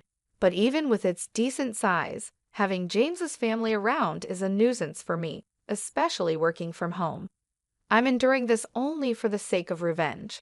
As James's sister said, there's no mortgage payment for this condo. When I was 4, both of my parents died in a car accident. They were coming back from my paternal grandfather's funeral when they collided with a speeding car on the freeway. That day, I was supposed to go with my parents, but I caught the flu that was going around and had a high fever. So my maternal grandparents came to the condo where we lived with my parents to take care of me, leaving me as the only one who survived.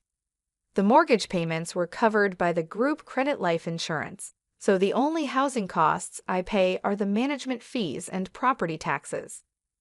James, seeing the amount, said he would contribute just a bit more than that to our household expenses. There's no mortgage, so if I put in that much, we should manage with Olivia's income, right? We'll each use our own earnings for personal expenses. Sounds good, doesn't it? I agreed, thinking maybe he was right. Until then, I had been paying for everything by myself, so I thought his contribution would lighten my load. Looking back, it was foolish, but at the time, I was blinded by my love for James and just went along with whatever he said. James probably thinks he's the head of the household and the one supporting me, which is why he can so easily call me a parasite. But in reality, it's different. I pay for most of the expenses like utilities, food, social expenses, and entertainment. And now, 5 real parasites had been added to my household, making it impossible to manage with just that amount. I wanted to get rid of them as soon as possible, but I pretended not to notice and endured. I gritted my teeth and let James's family freely shop, reminding myself that I'll be the one laughing in the end. Then, 5 months after deciding to divorce, the day to act finally came. I'm tired. Please decide, it's either me or your family, I told James, presenting him with a final decision. He was surprised, but I continued without concern. None of your family members lift a finger to help around the house. They just dump all their chores on me. You know I work from home. I'm not just playing around. Yet they treat me like a freeloader and tell me to know my place since you're supporting me. I've had enough, I cried. I confronted James. He smirked at me and said, "Then you should leave. Didn't I tell you before? You're not really part of this family yet. Giving up like this means you didn't earn your place in the family." I acted shocked as I looked at him. What are you surprised about? If you can't live with my family, then you're the one who has to leave. Oh, and since I'm not at fault, I'll take this apartment as alimony, and I'll take half of your savings as part of the property division. Ah, so that was his plan all along. That's why his whole family kept harassing me, trying to drive me out. I knew it, but hearing it said outright was still a shock. It was someone I once loved and even married, but thanks to this, I made up my mind. Fine, I said, deciding to divorce James. But this condo is mine, and I'm not at fault either. What did you say the reason for the divorce is?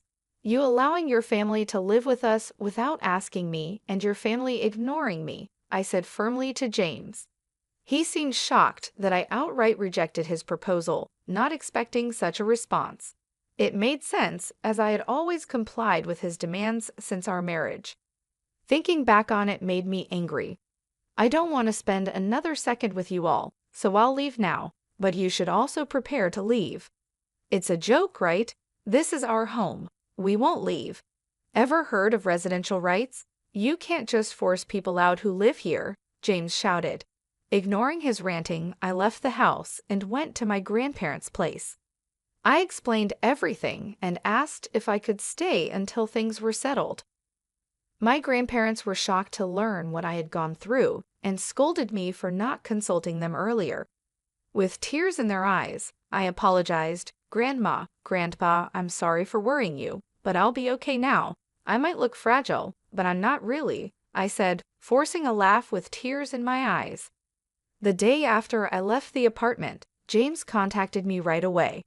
"Hey, what's this all about?" "What are you referring to?" I asked, about the certified mail.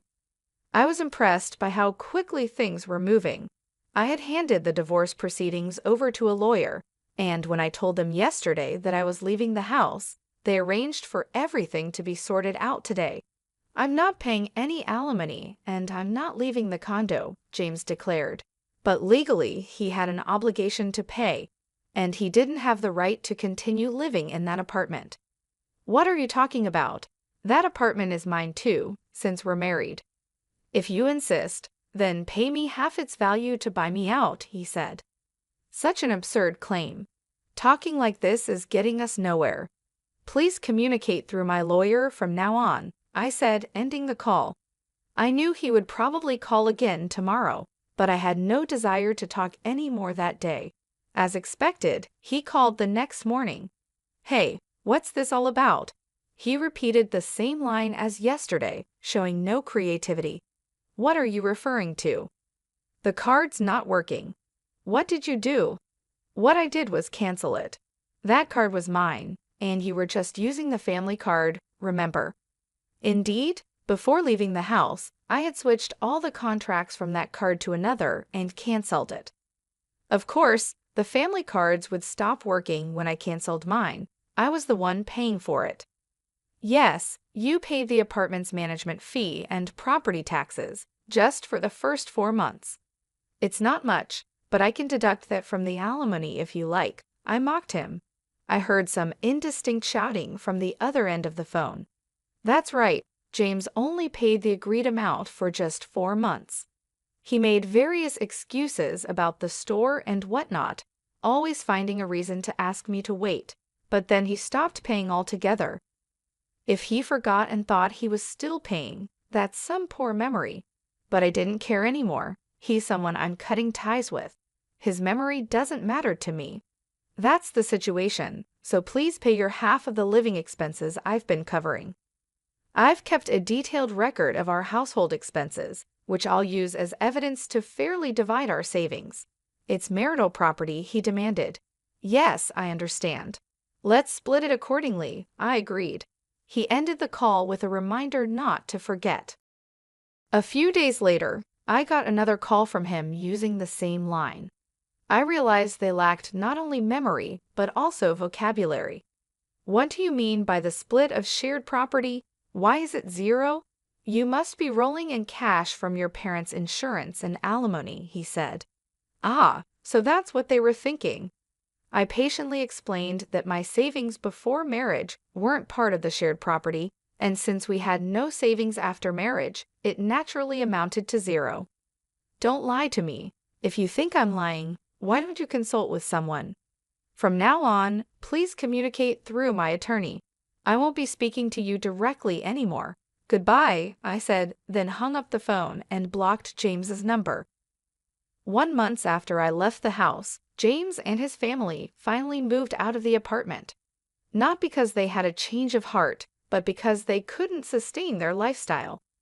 Naturally, James's income alone wasn't enough for a family of 5. They were used to shopping extravagantly with my card. Telling them to cut back now was impossible. I had let them use the card intentionally for this, knowing it would come to this. His family started pestering James for shopping money, and when he refused, they began stealing from his wallet. Even when James got angry, they blamed him for kicking me out. To top it off, the electricity, gas, and water were all shut off. Of course, I had arranged for that since I didn't plan to live there for a while. James tried to get the utilities restored immediately by phone, but the house was in my name, so no one else could reconnect them if the owner had them stopped. During the hot summer and early fall, his family couldn't handle the extreme heat and eventually left the condo. Where they went, I neither know nor care. James tried to stay until the end, but he eventually gave up because there was no electricity and he couldn't bathe. The divorce proceedings went faster than expected, not because James had a change of heart, but because he made mistakes. He cheated on me while we were still married, or rather, he started making moves on someone thinking he could kick me out soon. He boasted about owning a luxury apartment in a prime location downtown, using it to attract young girls. It's surprising he did this while his family was around, but he had a history of such behavior, so they didn't mind. Before leaving, I had installed cameras in several places in the house, which captured all the evidence. Maybe he underestimated me, but he really did disrespect me. He brought his family into my home without my permission, made a family card, and left me the bill, kicked me out, and cheated on me. I demanded a hefty sum in alimony for all these. When James saw the amount, he turned pale and desperately pleaded for reconciliation, but I had no such intentions. Knowing he couldn't pay, I made him borrow as much as possible from his company and took whatever I could get. When I threatened to sue him for fraud over the family card, he reluctantly agreed to my terms. Well, I hope he does his best to pay off his debt. The divorce is finalized, and I'm still staying at my grandparents' place. I haven't decided what to do with the apartment yet. I might sell it. I treasured it because my parents left it to me, but since they passed away when I was very young, and I have no memories of them, plus all this has happened, I think they'd understand if I let it go. My work as an illustrator is picking up. I might live alone again, but it's a good time for that. I can work just fine staying at my grandparents'. I'll depend on them a little longer, then move forward with strength. Next time, I won't be fooled by a man who's only good-looking. I hope to find a partner I can share my life with. Hi everyone, I'm Helen, a 31-year-old from Jacksonville, Florida. I'm contemplating a change of scenery soon. My journey has been a bit of a roller coaster, particularly enduring a challenging marriage for over a year. Thankfully, with my dad and some help from law enforcement, I managed to navigate my way out.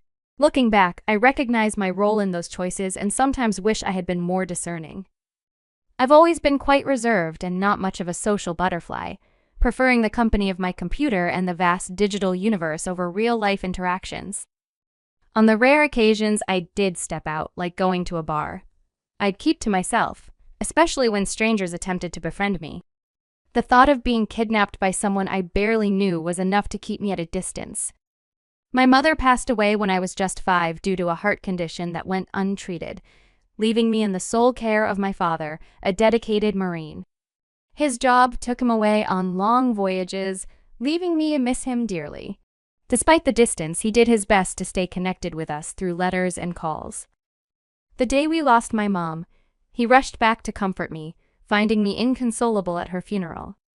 He lifted me into his arms, offering comfort and promising that everything would be okay now that he was back. Clinging to him, I cried myself to sleep that night, lulled by the sound of his voice humming my favorite lullaby. His strength and love have been my guiding light through the darkest times, teaching me resilience and hope. I remember seeing him once, sitting quietly by himself on the sofa with a drink in his hand. He looked so forlorn and pale, occasionally whispering to himself before he buried his face into a cushion and wept. It was only the second time I'd ever seen him cry, the first being when I had a little accident on a slide and ended up getting hurt. Perhaps he felt guilty about everything that had unfolded in our lives. He decided to take a couple of months off work, and before he left again, he made arrangements for me to stay with my grandmother, who would look after me in his absence. "Yes, Dad, I will," I assured him, my heart heavy with his impending departure. He expressed his eagerness to taste the dishes I would learn to make by the time he came back. Then, with a final hug and a promise to take care of myself, he was gone. His work meant he would be away for 5 months or more, during which he'd send me gifts and souvenirs from his travels.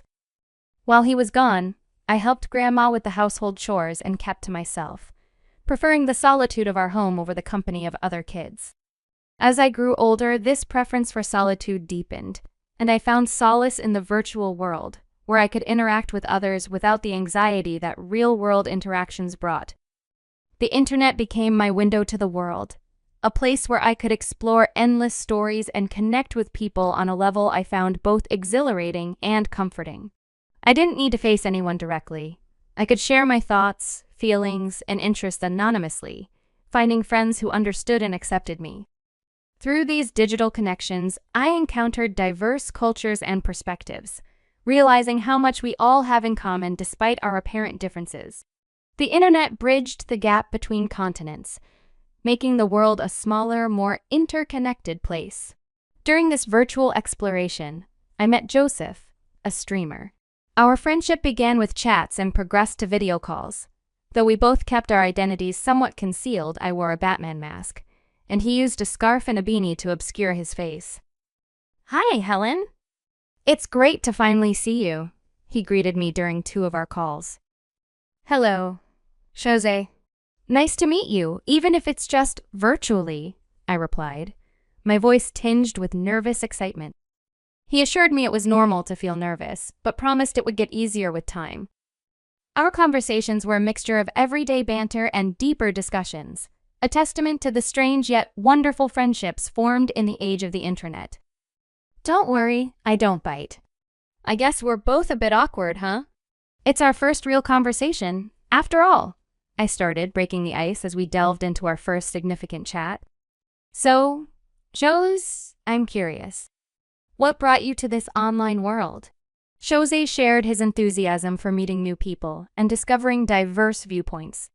I'm a bit of a homebody, and this digital community felt like the right place to connect with others from the comfort of my own space. How about you?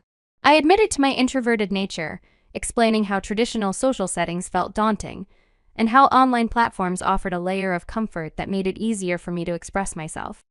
I find these virtual connections incredibly rewarding. It's serendipitous that we met here, I added. Our conversation flowed effortlessly, filled with exchanges of interests and personal anecdotes. I found myself relaxing more with each topic we covered. I never imagined I'd be this at ease talking to someone over the internet. Thanks for making it so seamless, Josie. This means a lot to me. The feeling's mutual, Helen. You're an excellent conversationalist, and I'm glad we connected. If you ever feel like chatting again, just hit me up. I'm usually around playing games. Oh, do you game? Jose asked, his curiosity piquing. I'd like that, I replied. But no, I'm more into blogging and browsing Reddit. It's fascinating what you can discover there. I often find myself learning more from the experiences shared by others than anything else. Exactly. Sometimes our own lives can feel so mundane. There's something special about diving into the lives of others online.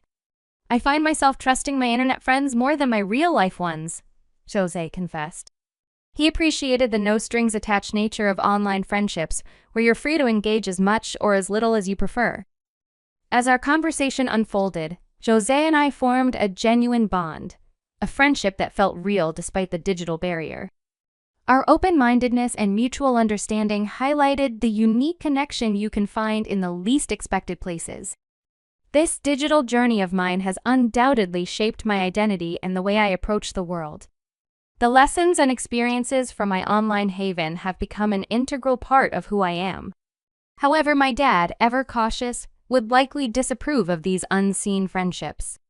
The last time he visited, he took the opportunity to lecture me on the importance of real-world connections over dinner. "How are your studies going, Dove?" he had asked, unaware of my recent graduation, a milestone he missed.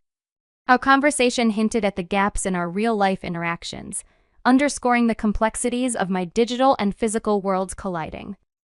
I was swamped with responsibilities and felt bad about it then, just as I do now. I even sent you an email to let you know I'd make it for your birthday tomorrow. Tomorrow's my pumpkin's birthday. Please don't use nicknames. I'm not 5 anymore, I had to remind him, though he still sees me as his little dove. That's just it, Dad. I don't know how to, but I'll try. I do have friends, but they're online, I admitted. Why bring Mom into this? What are you implying? I snapped, hurt by the direction of our conversation. I'm not implying anything, dear. I'm just saying it's important to find ways to move forward, as much as we both miss her, he gently explained. But I couldn't contain my frustration. I slammed the table, got up without finishing my meal, and stormed off to wash my plate, leaving my dad trying to reach out. Helen, don't take that tone with your father. I'm just trying to help, he said, his voice a mix of concern and disappointment. You don't understand me, so don't try, I retorted, anger boiling over. I retreated to my online world to find Josie, someone who seemed to understand. Jose was kind and a good listener, someone I could vent to about the growing frustration within me. Being an introvert, I've always found solace and comfort at home, in front of my computer screen. While others embraced the world outside, I cherished the safety of my digital haven, a place where I could be myself without the anxiety of real interactions. My father, however, couldn't grasp this. He believed my preference for online life was limiting my personal growth and insisted I experience the world beyond my comfort zone, a thought that filled me with dread. I shared my worries with Joseph, hoping he'd grasp the situation I was in. "Hey, Helen, would you like to meet in person? We're both introverts, so we could pick a quiet place with few people around." "I know just the spot," he suggested gently, understanding my need for a comfortable setting. "No worries, take all the time you need. I'm here whenever you're ready." "Here's my address. You're always welcome," Joseph offered, extending an invitation with patience and kindness. "Why are you so nice to me? I'm practically a stranger," I couldn't help but wonder aloud. "Because I genuinely like you. It might sound odd coming from me, but I'd love to get to know you better. Whenever you feel the same, you know where to find me," he responded with sincerity, making my heart flutter with a mixture of surprise and curiosity. The thought of stepping out into the real world to meet Joseph was daunting. Yet filled with a blend of excitement and anxiety, I found myself outside his home, ready to face the unknown.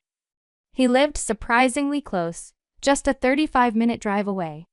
I gathered my courage, took a deep breath, and knocked on the weathered door. It creaked open, and there was Joseph with a welcoming smile that immediately calmed my nerves.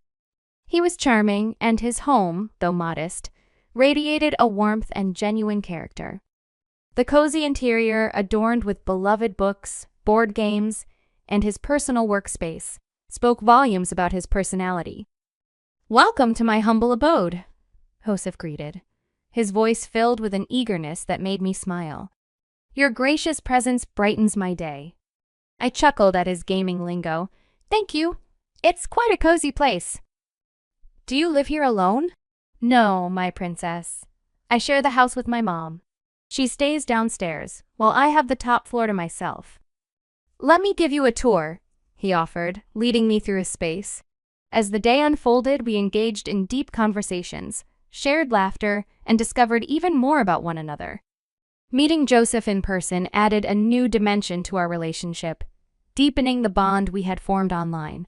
His kindness and authenticity were even more palpable face-to-face, enriching our connection and making me appreciate the person behind the digital persona even more. Josie's unique humor and genuine nature drew me closer to him as we spent more time together. One evening, as the sunset painted the sky with shades of orange and purple, he suggested a walk in the nearby park. I found myself eagerly agreeing, my earlier nerves melting away into comfort and ease. Walking with him felt like a natural continuation of our online conversations, now enriched with the immediacy and depth that only face-to-face interactions can provide. During our walk, I confided in him about not celebrating my birthday, explaining how a recent argument with my dad left me feeling too unsettled to face any celebration.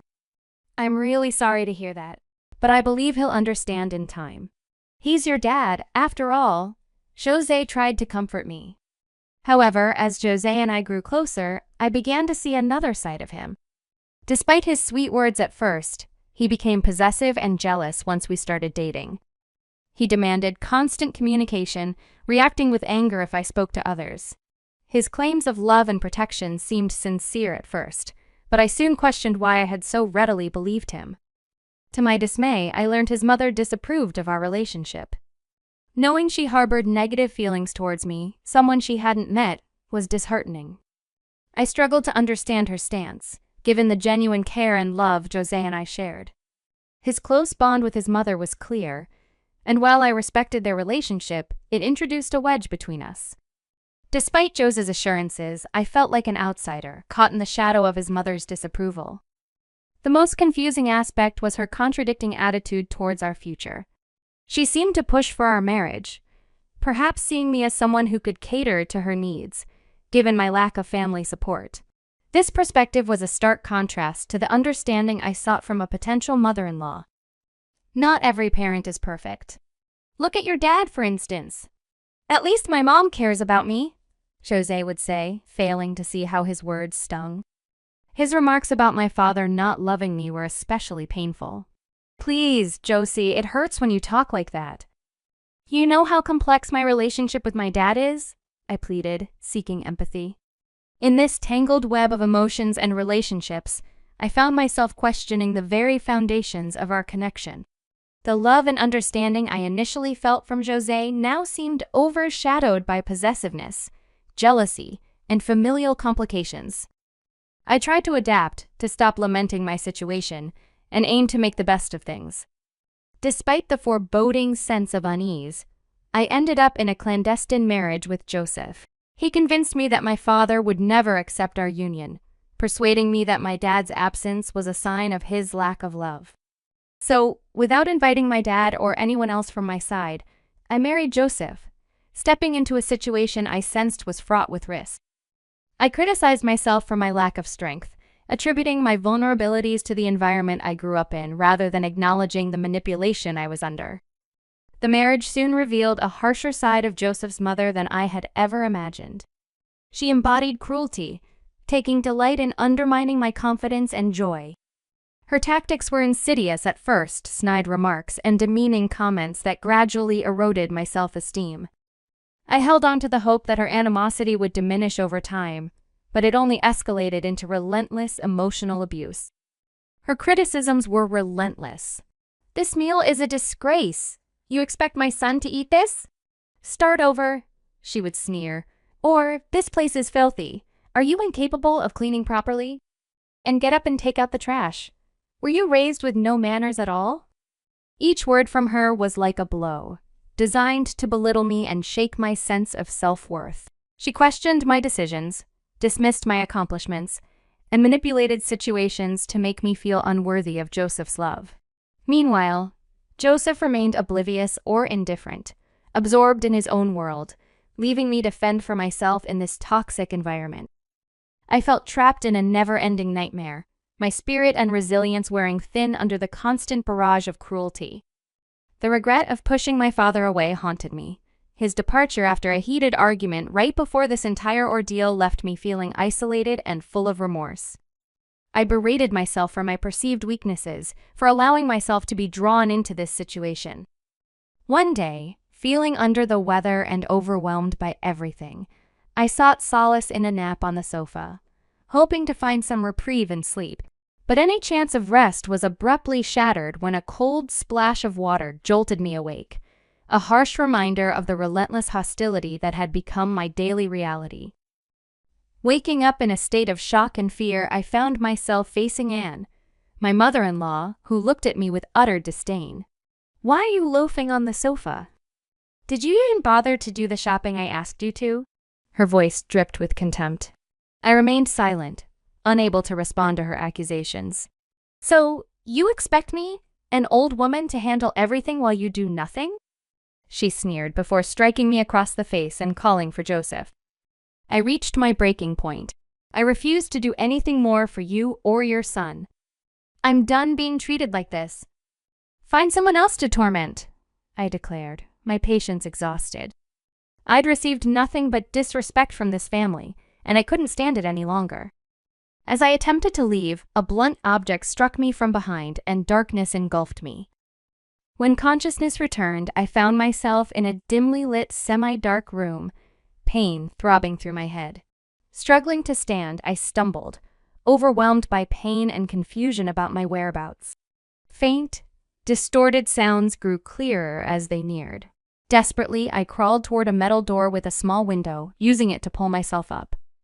The door suddenly swung open, revealing Joseph with a mocking smile. "Scared of the dark, are we?" he taunted. I pleaded with him to let me out, promising to change, to no longer voice any complaints. But his response was cold and merciless. "This is your punishment for disrespecting my mother. You'll stay here, cut off from the world. After all, who's going to miss you? Your mother's gone, and your father doesn't care about you. You had a chance to start anew here, but you've squandered it," he sneered. There, in the cold, dark basement, a mixture of fear and rage coursed through me. How had my life spiraled into this nightmare? All I had done was stand up against unjust demands, and now I was trapped, punished for seeking respect and dignity. In the depths of my despair, feeling the consequences of asserting myself, I discovered my phone in my pocket. It was damaged, its screen barely alive, yet a glimmer of hope sparked within me. Amidst the darkness, the faint light of the screen blinked back at me. With my father's number etched in my memory, I dialed it, my hands shaking and tears blurring my vision. I recounted my ordeal through a trembling voice, clinging to the slim chance that he could rescue me from this terror. 3 days later, as despair nearly claimed me, the sound of a car outside signaled a sliver of hope. My heart raced as I listened for the footsteps approaching. The door finally opened to reveal my father, a pillar of strength and resolve. The sight of him flooded me with a mix of relief and disbelief. He had come to my rescue, bringing police officers with him. Jose and Anne were quickly apprehended, their feeble attempts to deny their actions falling flat. "You have no idea what's waiting for you in court," my dad declared with rightful anger. Despite their protests and excuses, their fate was sealed. As my dad led me out of that dark, confining space, I felt a surge of courage and resolve. The harrowing experience, though far from easy, had revealed an inner strength I didn't know I possessed. With my father's steadfast support, I emerged ready to face any challenge that lay ahead. I resolved then to always stand up for myself, to never again let anyone silence my voice. The hope for justice burned within me, a wish to see Jose and his mother face the consequences of their actions. I decided to start anew, leaving Jacksonville for Augusta, Georgia with my dad, seeking safety and a fresh start away from the memories that haunted me. This ordeal also taught me a valuable lesson about the dangers of trusting strangers online. A lesson I'll carry with me always.